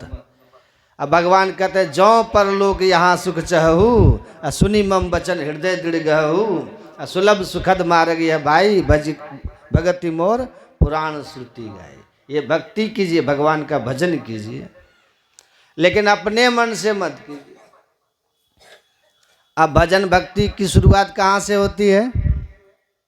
आप किसी भी मत में रहिए, किसी संप्रदाय में रहिए, लेकिन भक्ति की युक्ति ठीक ठीक जानिए, आप करिए उसको। कोई मत आपका कल्याण नहीं करेगा। आप देखिए कि भक्ति का ढंग ठीक है कि नहीं। भक्ति की शुरुआत होती है मंत्र जप करने से। जो मंत्र आपको गुरु दीक्षा में बता दे, उसी मंत्र को मन ही मन खूब बढ़िया से जपिए। यही है भक्ति। काम कर रहे हैं और मन से जप भी कर रहे हैं, सब कुछ करते हुए जप कीजिए। झाड़ू लगा रहे हैं जप कर रहे हैं, भोजन बना रहे हैं जप कर रहे हैं, खेत में काम कर रहे हैं मन ही मन जप कर रहे हैं, भोजन भी कर रहे हैं मन ही मन जप भी चल रहा है। ऐसा रखिए भाव। यहाँ तक कि लेटरिंग भी कीजिए और जप भी कीजिए, हमेशा करने का है, कभी छोड़िए मत। हनुमान जी गदा लेके चले जा रहे थे, सुनिएगा। एक लड़का था, पेशाब कर रहा था, राम राम भी कर रहा था, पेशाब भी कर रहा था, राम राम कर रहा, पेशाब भी कर रहा है। उधर से हनुमान जी जा रहे थे, एक गदा मारा पीठ पर। कहा तुमको अब ये भगवान का नाम लेने का समय सूझता है? पेशाब भी कर रहा है, भगवान का नाम भी ले रहा है। पहले पेशाब कर लो, हाथ पैर धो लो, तब भगवान का नाम लेना। कहा कि ठीक है अब ऐसा ही करेंगे। हनुमान जी जब गए भगवान के पास, रात में जब गए हनुमान जी भगवान की सेवा करने के लिए, देखा भगवान की पीठ पर जख्म हो गया, जख्म, घाव हो गया, जख्म हुआ है, उसमें दर्द है, टीस टनक है। हनुमान जी ने पूछा कि प्रभु ये जख्म कैसे हो गया आपको? भगवान कहते तुम ही ने तो जख्म दिया है। कहा हम भला, हम आपको जख्म देंगे? तुमने ही गदा से मारा है। भगवान ये कैसे संभव है? कहा संभव है, हमने तो नहीं मारा, तुम ही ने मारा। कब मारे? तब भगवान ने कहा वो जो बच्चा पेशाब कर रहा था, अब मेरा नाम जो जप कर रहा था तो मैं उसके साथ में ही था। अब विश्वास कीजिए, अगर आप चलते फिरते जप करते रहिएगा ना, अंग संग हर वक्त रहता प्रकट हो, आता नहीं। गुरु महाराज हमेशा साथे रहेंगे। भगवान ने कहा बच्चा पेशाब कर रहा था, जब मेरा नाम ले रहा था, हम उनके साथ ही थे। तुम जो गदा मारा ना तो चोट मुझे ही लग गई। इसका मतलब क्या है? जो हमेशा मंत्र जप करते रहते हैं, इष्ट उनके संग में हमेशा रहते हैं। और संकट को, आने वाले संकट को इष्ट अपने ऊपर ले लेते हैं और अपने भक्तों को, शिष्य को कुछ भी नहीं होने देते, रक्षा करते हैं। अंग संग हर वक्त रहता, प्रकट हो आता नहीं, हो रहे हैरान सागिल जल्द दिखलाता नहीं, साथ में ही रहते हैं।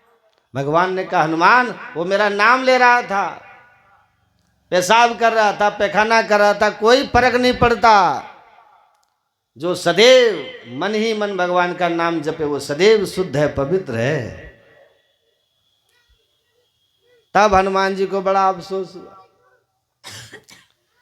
तभी से ये प्रथा चली हनुमान जी को। जब भगवान ने पूछा कि हनुमान तुमको क्या चाहिए, देखो हमने विभीषण को लंका का राज दे दिया है, सुग्रीव को हमने देखो किष्किंधा का राज दे दिया है, तुमको क्या चाहिए बोलो। तब हनुमान जी ने कहा था, अब अनुभव हो गया ना उनको, तब हनुमान जी ने कहा कि हे प्रभु मेरे जीवन में विपत्ति है। क्या विपत्ति हनुमान? हनुमान जी ने कहा हनुमंत विपत्ति प्रभु सोई, जब तब सुमिरन भजन ना होई। हे प्रभु ऐसा क्षण हमारे जीवन में कभी न आवे जिस क्षण की आपके नाम का सुमिरन न हो। ऐसा क्षण कभी न आवे। पेशाब करे तब भी आपका सुमिरन हो, पैखाना करे तब भी आपका सुमिरन हो, हम भोजन करें तब भी आपका सुमिरन होता रहे, चलते फिरते रहे तब भी आपका सुमिरन होता रहे, यहाँ तक कि हम सो जाएं तब भी आपका सुमिरन होता रहे। आप ऐसी कृपा कर दीजिए। यहीं से भजन की शुरुआत है। नाम जी जपि जागहि जोगी, राम नाम मणि दीप धरु, जी देहरी द्वार, तुलसी भीतर बाहर जो चाहसी उजियार। यदि आप संसार में भी चाहते हैं सब व्यवस्था हो, और मरने के बाद परलोक में भी सब व्यवस्था हो, तो निरंतर जप करते रहिए। यही तरीका है। ये पहली भक्ति है। ये साधना पक्ष की पहली भक्ति है।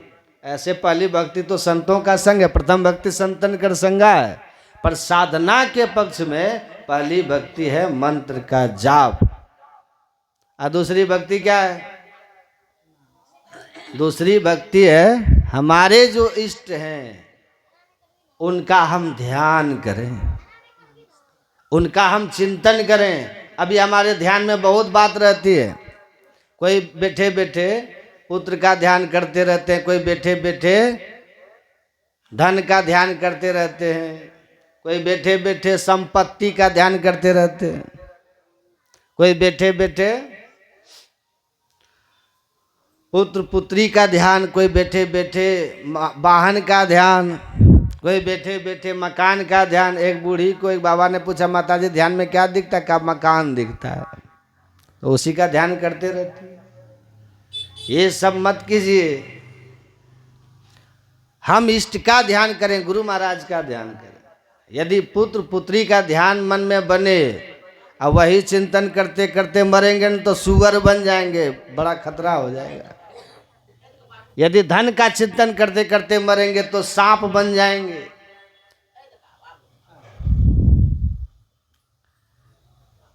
है ना? धन का चिंतन करते करते मरेंगे तो सांप बन जाएंगे। एक घर में, बहुत सुंदर घर था, नया घर था, एक सांप कहां से आकर के वो गेट पे बैठ गया, हट ही नहीं रहा है। अब कहिए क्यों बैठा वहां सांप? मैंने कहा शुभ बात है, अपने आप हट जाएगा, हटाइए मत, अपने हटेगा। और आप जानते हैं सांप कहाँ रहता है? जो व्यक्ति धन की चिंता करते करते, धन का ध्यान करते करते मरता, वही व्यक्ति सांप होता है। सांप वही बनता है। और जानते हैं सांप कहाँ जाके बैठेगा? जहाँ धन उसको दिखता है वहीं जाके बैठता है सांप। इसलिए कहते हैं घरों में सांप का आना शुभ होता है। समझिए आपके घर में धन है कहीं न कहीं, और सपना में अगर सांप दिखे तब वो भी शुभ होता है। सपना में सांप का दिखना भी शुभ होता है। ज्योतिषियों का कहना है उससे धन मिलता है, धन आने की संभावना होती है।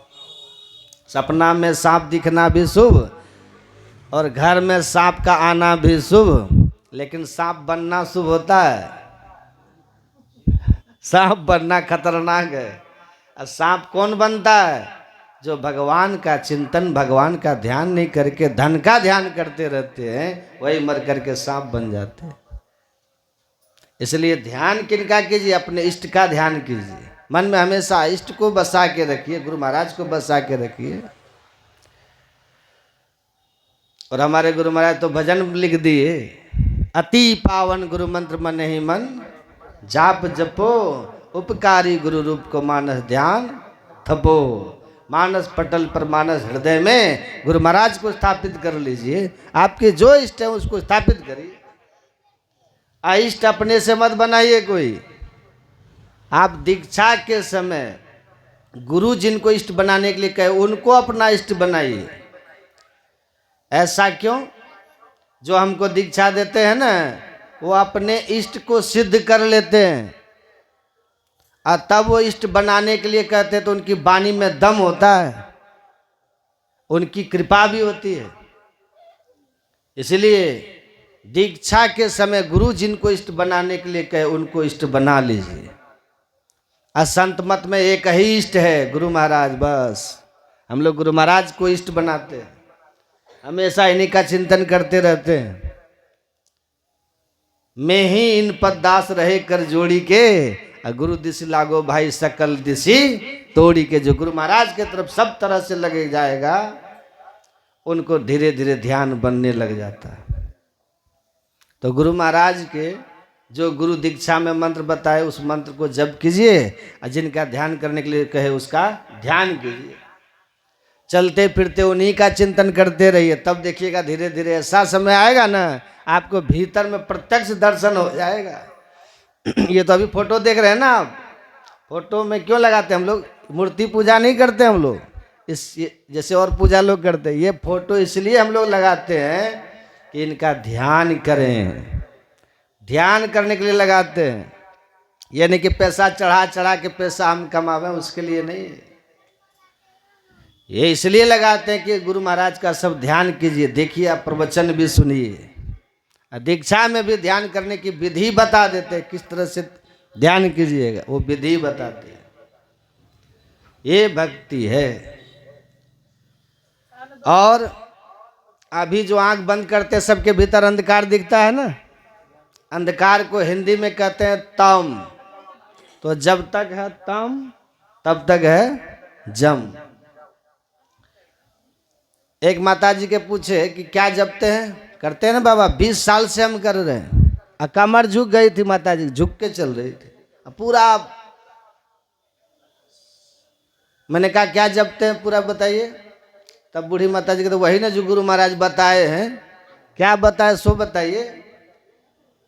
तो वो कहती है बूढ़ी माताजी, हाय गुरु हाय गुरु हाय गुरु हाय गुरु, हाय हाय कर रही है। हमने कहा ये हाय हाय जो आप करते इसलिए आपको हाय ही लगा हुआ है। इतना जो आप हाय हाय करते हैं ना, यही आपको हाय लगा हुआ है। यही मंत्र है हाय गुरु। कोई कहता है हाय गुरु, कोई कहता है बाय गुरु, कोई कहता है जय गुरु, कोई कहता है सत्य गुरु। मंत्रे भूल जाता है।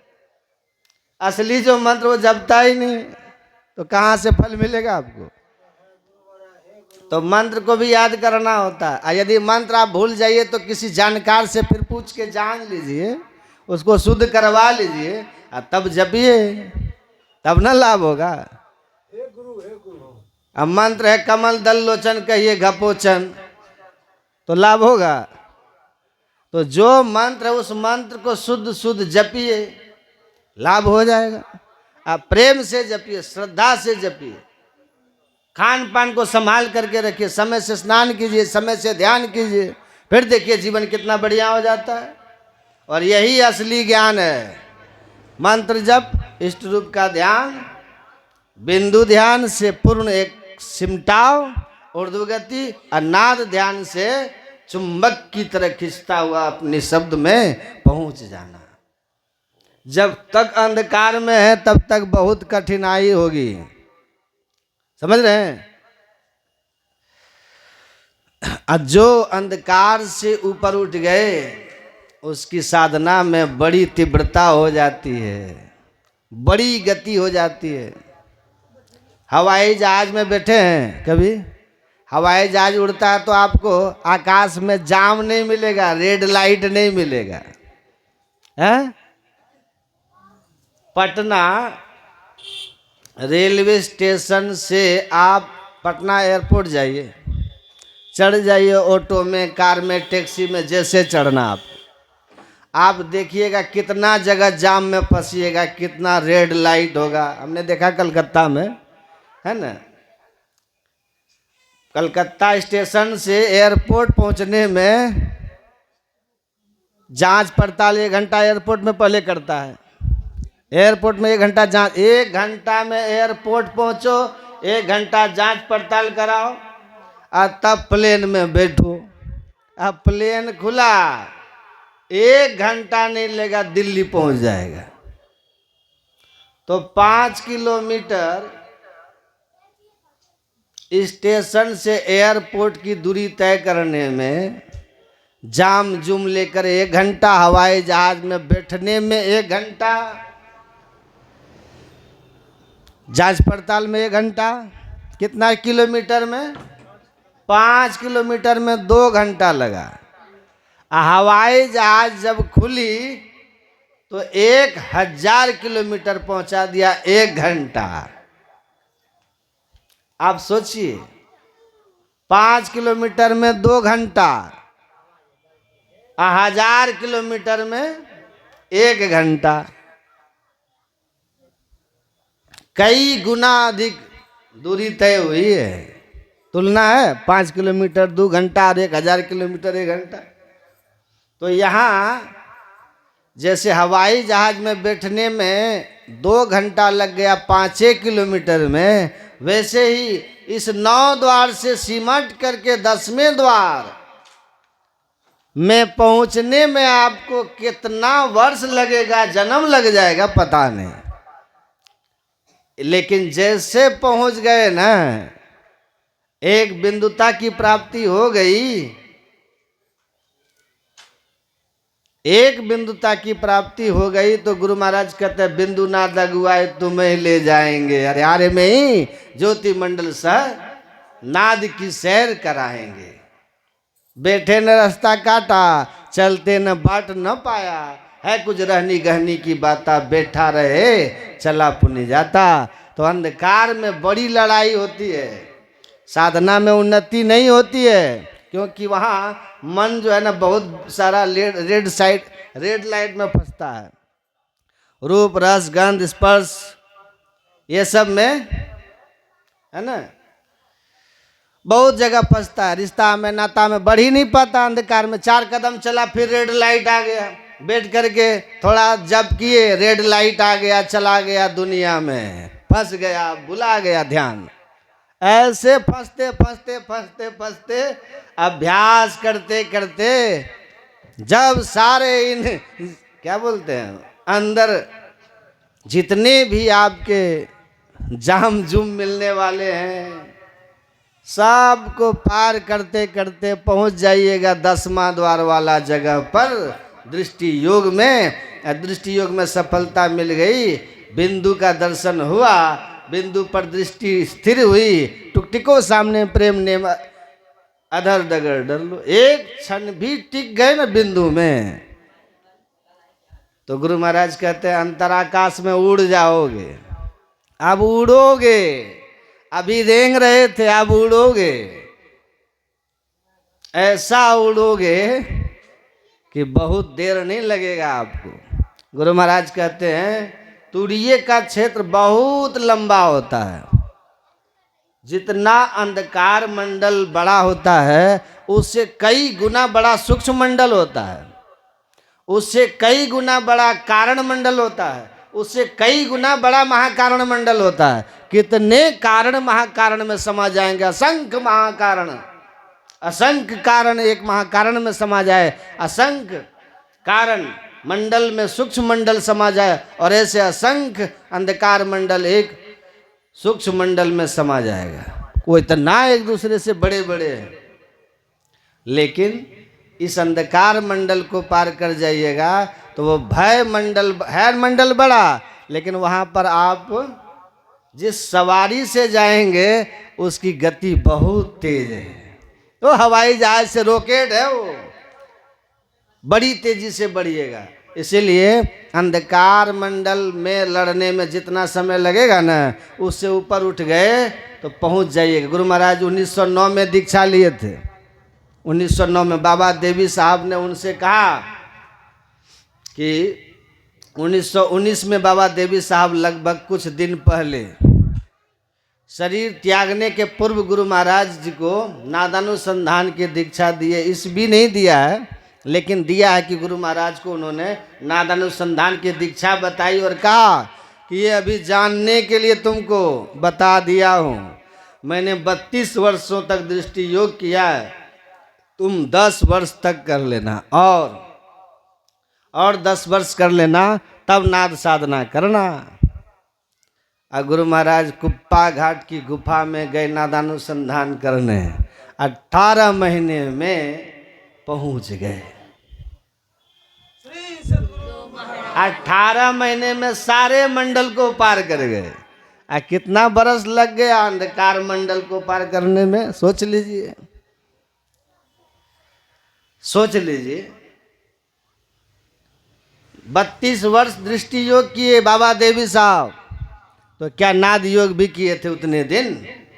नाद योग थोड़ा, नादानुसंधान साधना में एकदम समझो ऐसे ही है कि 5 किलोमीटर के बाद 1000 किलोमीटर आधा समय में, उससे भी कम। जिस साधना को 20 वर्ष तक अंधकार में ही ना दृष्टि योग का अभ्यास होता है, ताकि प्रकाश में पहुंच जाए। और जैसे ही आदमी एक बिंदुता को प्राप्त करके प्रकाश को दर्शन करता है तो नाद साधना शुरू कर देता है। तो आप सोचिए कैसी स्थिति है। तो है तुरिया बहुत लंबा, लेकिन पहुंचा जाता है शीघ्र ही। अंधकार सबसे छोटा मंडल है, लेकिन जाम इतना है ना, जन्म जन्मांतर के संस्कार, मन में विषय भोग की कामनाओं की प्रबलता, ये अंधकार में टिकने ही नहीं देता है। इसी को हम बोलते हैं रोड ब्लॉक है, रोड ब्लॉक। जब शुरू नतनी का ख्याल आ रहा है, शादी लग रही है, हुआ फाइनल,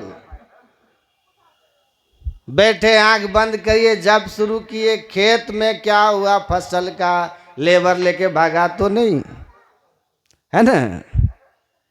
कभी खेत में, कभी परिवार में, कभी रिश्तेदार में, कभी मित्रता में, कभी दुश्मनी में, कभी दुकान में, कभी मकान में, कभी कहीं, कभी पद में भाग रहा है। ये सब रोड ब्लॉक है। रेड लाइट हो गया, घर जाओ, ठहरो, खड़े रहो।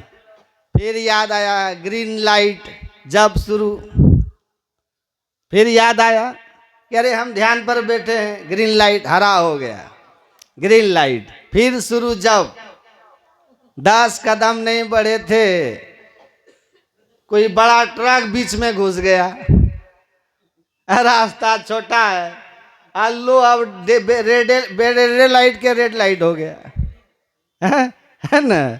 खड़े रहिए। अब हाय बाबू, पता चला आधा घंटा के बाद दो ध्यान करने बैठे थे, इतनी हिसाब चित किताब में बीत गया। पैर में दर्द शुरू हो गया, उठ गए, कुछ नहीं हुआ। पता चला इतना देर में 10 कदम चले थे, वो पैर में दर्द हो गया, उठ गए। खड़े खड़े भी तो पैर दर्द हो जाता है, नहीं होता है? बस ऐसे ही है।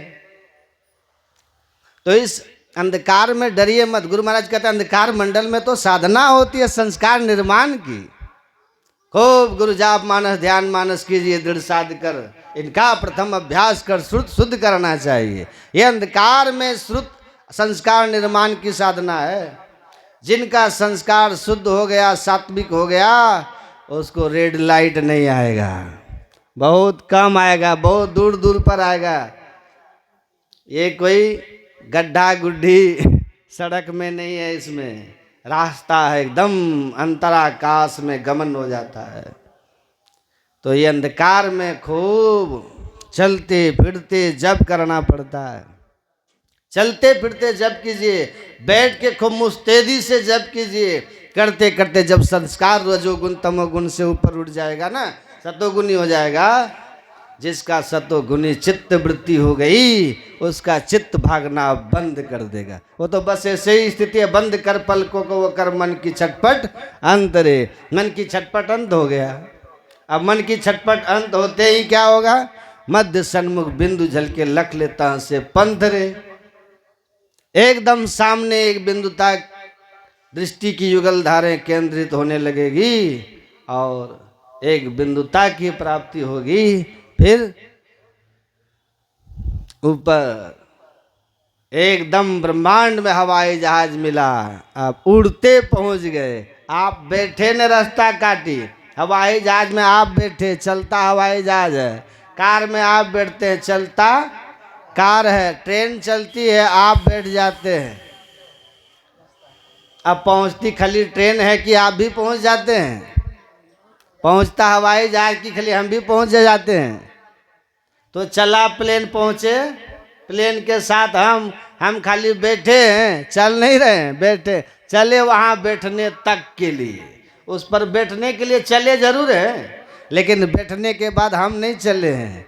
चला तो सवारी है, चला जो साधन था, पहुंच गए हम। बस ऐसे ही है, इसलिए घबराइएगा मत। अरे राम 10 साल में तो अभी अंधकार भी नहीं छूटा। ये छूटा कि उधर पहुंचे, सारा झंझट यही है। यहां से निकलिए अंधकार से, वहां पहुंचने में देर नहीं है। और वहां तो चलने में भी आनंद है, आनंद है। जैसे जैसे आगे बढ़ेंगे तो चलत पंथ सुख होत महा है। उस पद पे बढ़ेंगे अंतराकाश पर, भजन में होता आनंद, आनंद आनंद बढ़ते जाएगा, बढ़ते जाएगा, बढ़ते जाएगा। और एकदम एक बार परमात्मा में जाकर आप मिल जाइएगा। सार शब्द धुनि संग सुरत हो कह में लीनी ध्वनि शब्द अनाम परम पद गत की भिनी द्वंद्व द्वैत सुरहित सुप्रभु पद पाई के। अरे हारे में ही सुरत न लोटे बहुरी न जन्मई आई के। एकदम सार शब्द रूपी सवारी आपको तेजी से परमात्मा में ले जा करके मिला देगा, परमानंद हो जाएगा। अब क्या चाहिए है? अब क्या चाहिए? ईश्वर मिल गए, काम खत्म, योग की पूर्णता हो गई, परमात्मा का ज्ञान हो गया। ये जीव कहाँ से आया है? आदि सुरत सतपुरुष से आई, जीव सोहंग कहिए सो ताई। ये जीव जहाँ से आया था वहीं जाकर के मिल गया, केंद्रित हो गया सार शब्द के सहारे। तो जहाँ से आया था मिल गया। जहाँ से कहवा से जीव आइल, कहवा समाइल है साधो, कहवा में कैल मुकाम तो कहाँ लिपटाइल है साधो। तो कहा निर्गुण से जीव आइल सरगुण समाइल, आ काया गढ़ कैल मुकाम माया लिपटाइल है साधो। तो माया से मुक्त हुआ, काया गढ़ को छोड़ा, पहले मन को संसार से समेटा, फिर काया में ऊपर एक काया को छोड़ा, स्थूल काया को, सूक्ष्म काया में प्रवेश किया प्रकाश मंडल में। वहां से फिर सार शब्द नादानुसंधान की साधना करते हुए स्थूल सूक्ष्म कारण महाकारण सभी कायाओं को छोड़ता हुआ और फिर जाकर के निःशब्दम परमम पदम में जहां से आया था वहां जाकर केंद्रित हो गया, मिल गया, मुक्त हो गया। तो संत लोग यही समझाते हैं कि संसार में हो तो पहले संसार की वास्तविकता को जानो। यहाँ जितना आसक्त रहोगे दुख होगा, है ना, दुख होगा। इसलिए अगर गृहस्थ में आप हैं ज़्यादा सुखी है, ये जान लीजिए। तपसी को दुख दूना हो, जब तक परमात्मा नहीं मिलते हैं ना तपसी को, तो माया छोड़ दिए हैं, परमात्मा मिले नहीं है, बीचे में बेचारे हैं। लटक गए हैं। गृहस्थ बहुत अच्छे होते हैं। गुरु महाराज ने कहा कि गृहस्थाश्रम में अगर पति पत्नी दोनों अनुकूल विचार के हैं, एक दूसरों की भावनाओं का कदर करते हैं, आदर करते हैं, एक दूसरों का ख्याल सुख दुख का रखते हैं, तो उससे अच्छा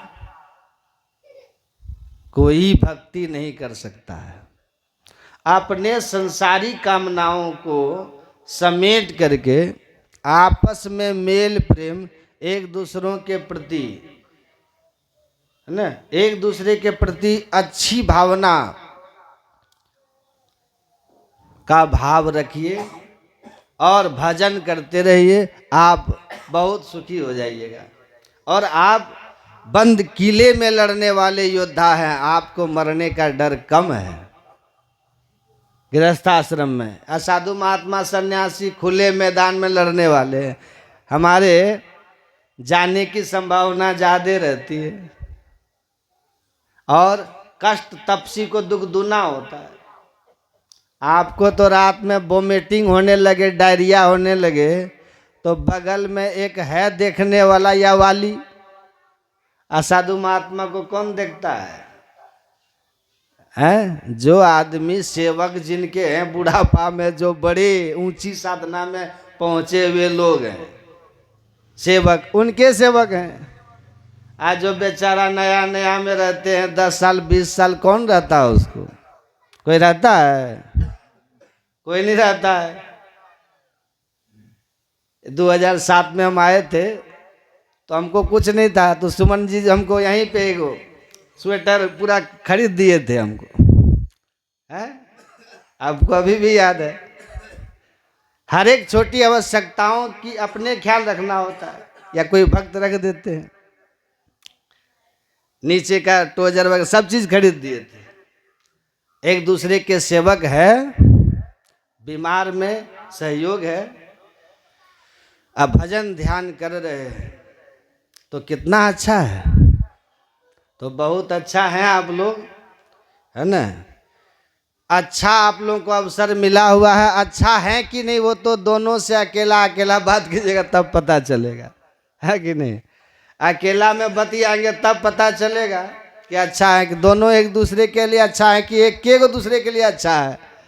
हमने बहुत जगह देखा है कि एक आदमी दूसरे के लिए तो बड़ा अच्छा है, लेकिन दूसरा उसके लिए अच्छा नहीं है। पति थोड़ा बीमार हो गया तो पत्नी उसके पीछे एकदम सेवा में लग जाती है। अब पत्नी बीमार भी है तो पति को कमाने से मतलब है, दुनिया से मतलब है, उसका ख्याल ही नहीं करता है। कुछ पत्नी भी होती है ऐसी, लेकिन उसकी संख्या थोड़ा कम होती है, उसकी संख्या कम होती है। पत्नी की संख्या थोड़ा कम है जो पति का ख्याल नहीं करती हो। इतना काम यदि आप कीजिएगा, ध्यान सत्संग, या तो इसी जन्म में ईश्वर मिल जाएंगे, जीवन कृतकृत हो जाएगा। और यदि इसी जन्म में ईश्वर नहीं मिले तो भक्ति का संस्कार बन जाएगा। और भक्ति के संस्कार की महिमा ये है कि फिर से मानव का तन ही आपको दिलाएगा। भक्ति बीज बिन से नहीं। बस 2 मिनट में अब खत्म करते हैं। जो जुग जा अनंत, ऊंच नीच घर जन्म ले तो संत को संत। भक्ति बीज पलटे नहीं, आए पड़े जो चोल, कंचन जो बिष्ठा पड़े घटे न ताको मोल। यदि सोना किन्हीं के पास हो और सोना बिष्ठा में गिर जाए तो उसका मोल क्या घट जाएगा? उसको धोके फिर आप बेच लीजिए। ऐसे ही जो व्यक्ति जीवन भर भजन ध्यान करते रहेंगे, सदाचार से रहेंगे, यदि भक्ति उसकी पूरी नहीं होगी तो फिर से वो मनुष्य ही बनेंगे। और जहाँ से भक्ति करना छोड़े थे ना, फिर वहीं से भक्ति का प्रारंभ हो जाता है। यहाँ देखिए, यदि मकान बनाते बनाते कोई मर गए ना, तो ये कोई जरूरी नहीं कि अगला जन्म में फिर वो मकान बनाएगा।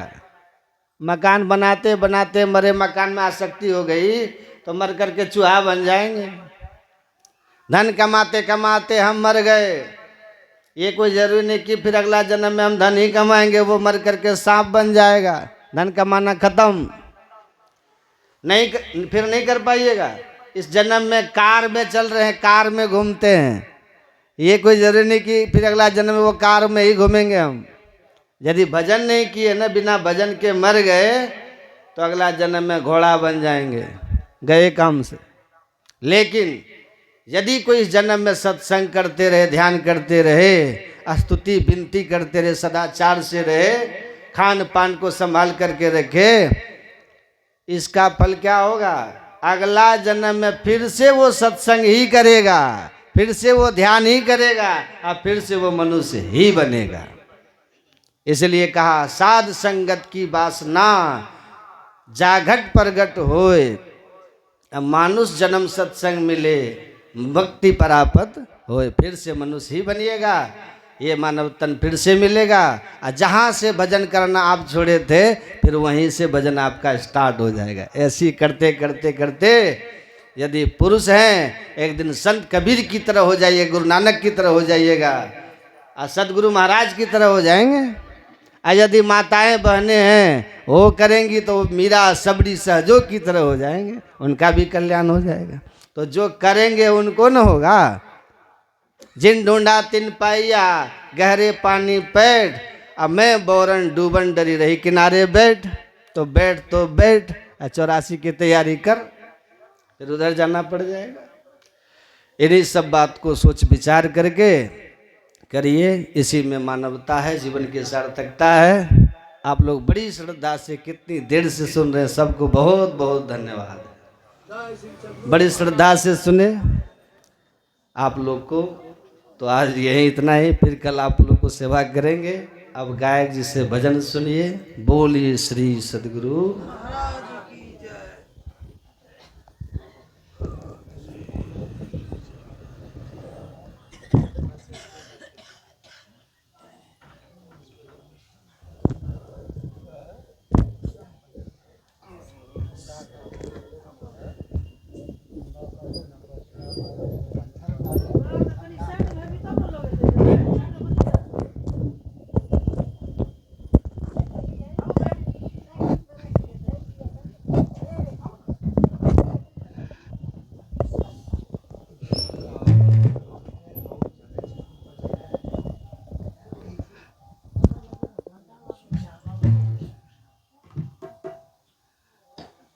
अनोखे तू है मन वच कर्म किसान, पाप पुण्य दो बीज है, बोवे सो लेवे चतुर निदान।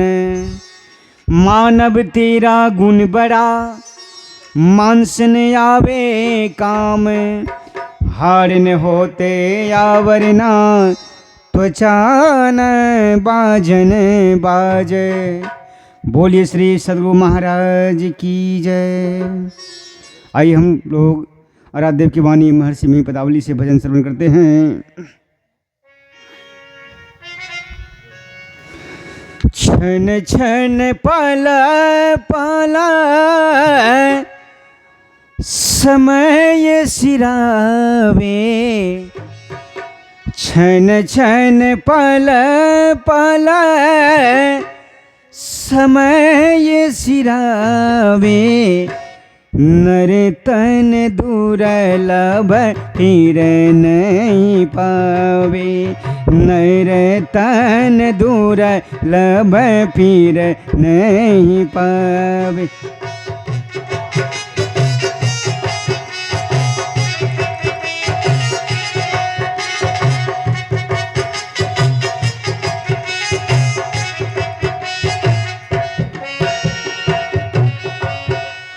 धन जन पड़ी जन सहित अपन तन,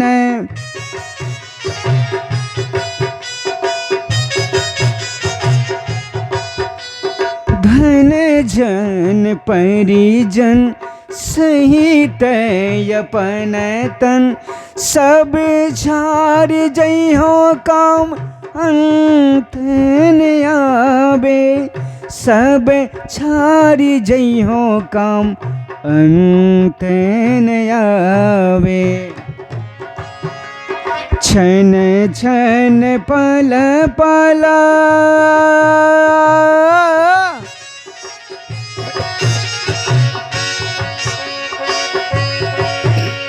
क्षण क्षण पल पल समय सिरावे नर तन दुर्लभ फिर नहीं पा।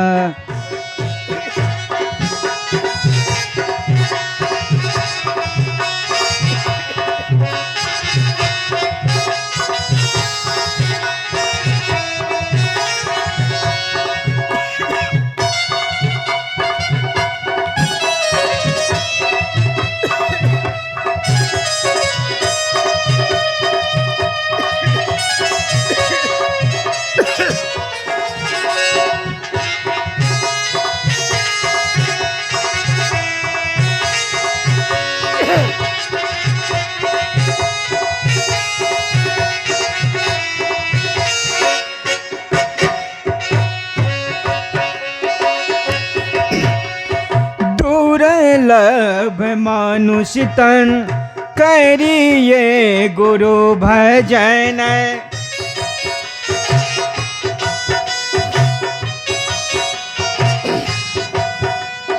दुर्लभ मनुष्य तन करिए गुरु भजन।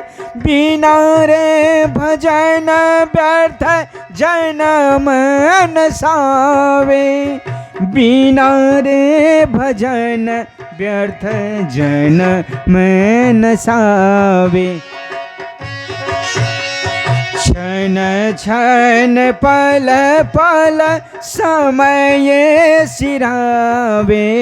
क्षण क्षण पल पल समय सिरावे। नर तन दुर्लभ फिर नहीं पावे। नर तन दुर्लभ फिर नहीं पावे।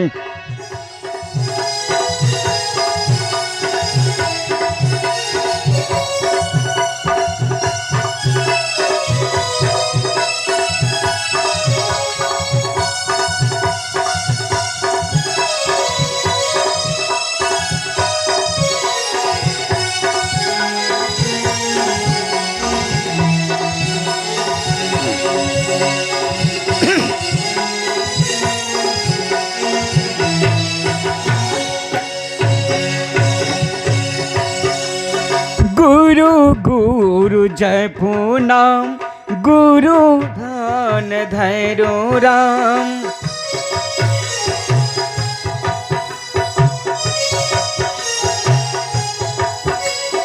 गुरु गुरु जपू नाम गुरु ध्यान धैर्यो राम। गुरु पद न कमन सन मुख लखावे। गुरु पद न खमन सन मुख लखावे। क्षण क्षण पल पल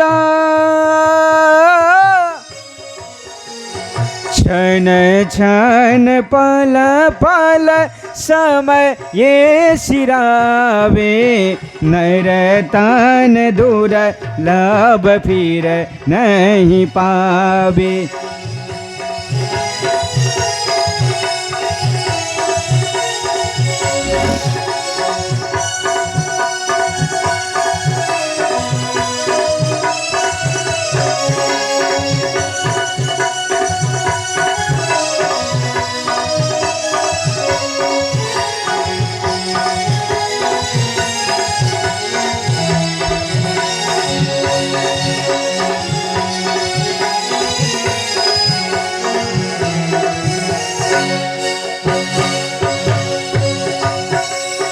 पद नख बिंदु धरि दिव्य दृष्टि करी करी।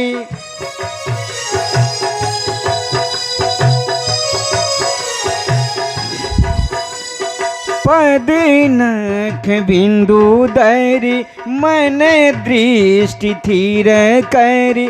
नख तेंदु भानु माये गुरु रूप पावे। नख तेंदु भानु माये गुरु रूप पावे। छन छन पल पल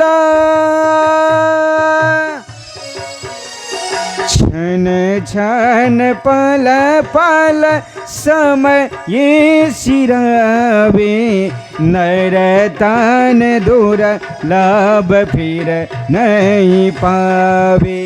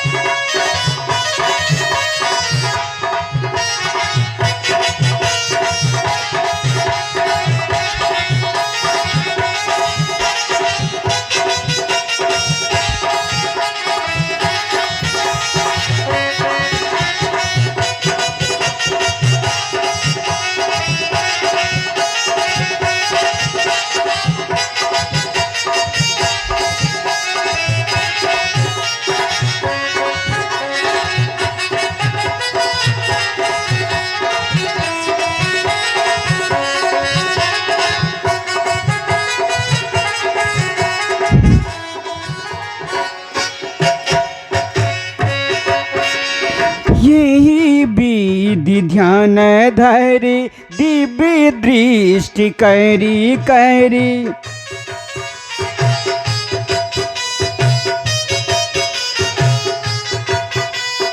यही विधि ध्यान धरि दिव्य दृष्टि करी करी।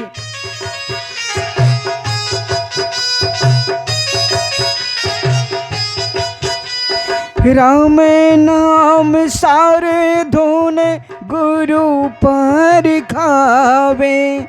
राम नाम सारे धुन गुरु पर खावे। छन छन पल पल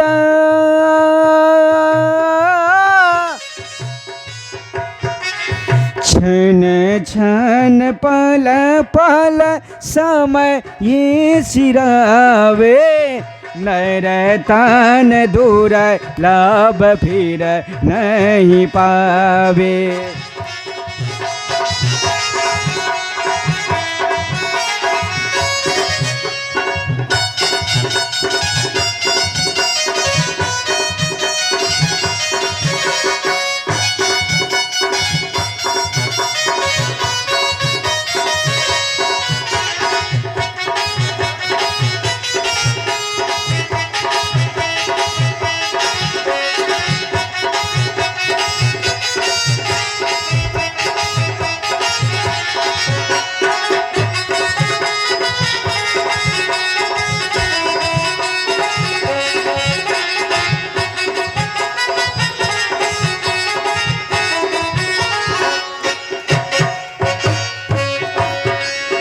गुरु ही सुशब्द रूप शांति प्रद ओयनो।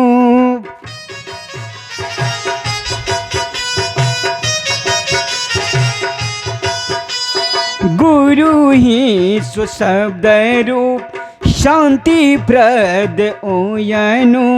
मिहि यही विधि गुरु भजी मोक्ष पावे।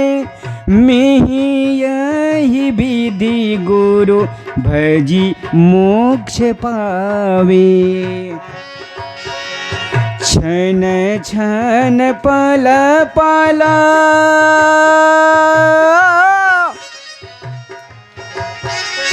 छन छन पल पल समय सिरावे। नर तन दूर लाभ फिर नहीं पावे। नर तन दूर लाभ फिर नहीं पावे। क्षण क्षण पल पल समय सिरावे, नर तन दुर्लभ फिर नहीं पावे, नर तन दुर्लभ फिर नहीं पावे, नर तन दुर्लभ फिर नहीं पावे। बोलिए प्रेम से श्री सद्गुरु महाराज की जय।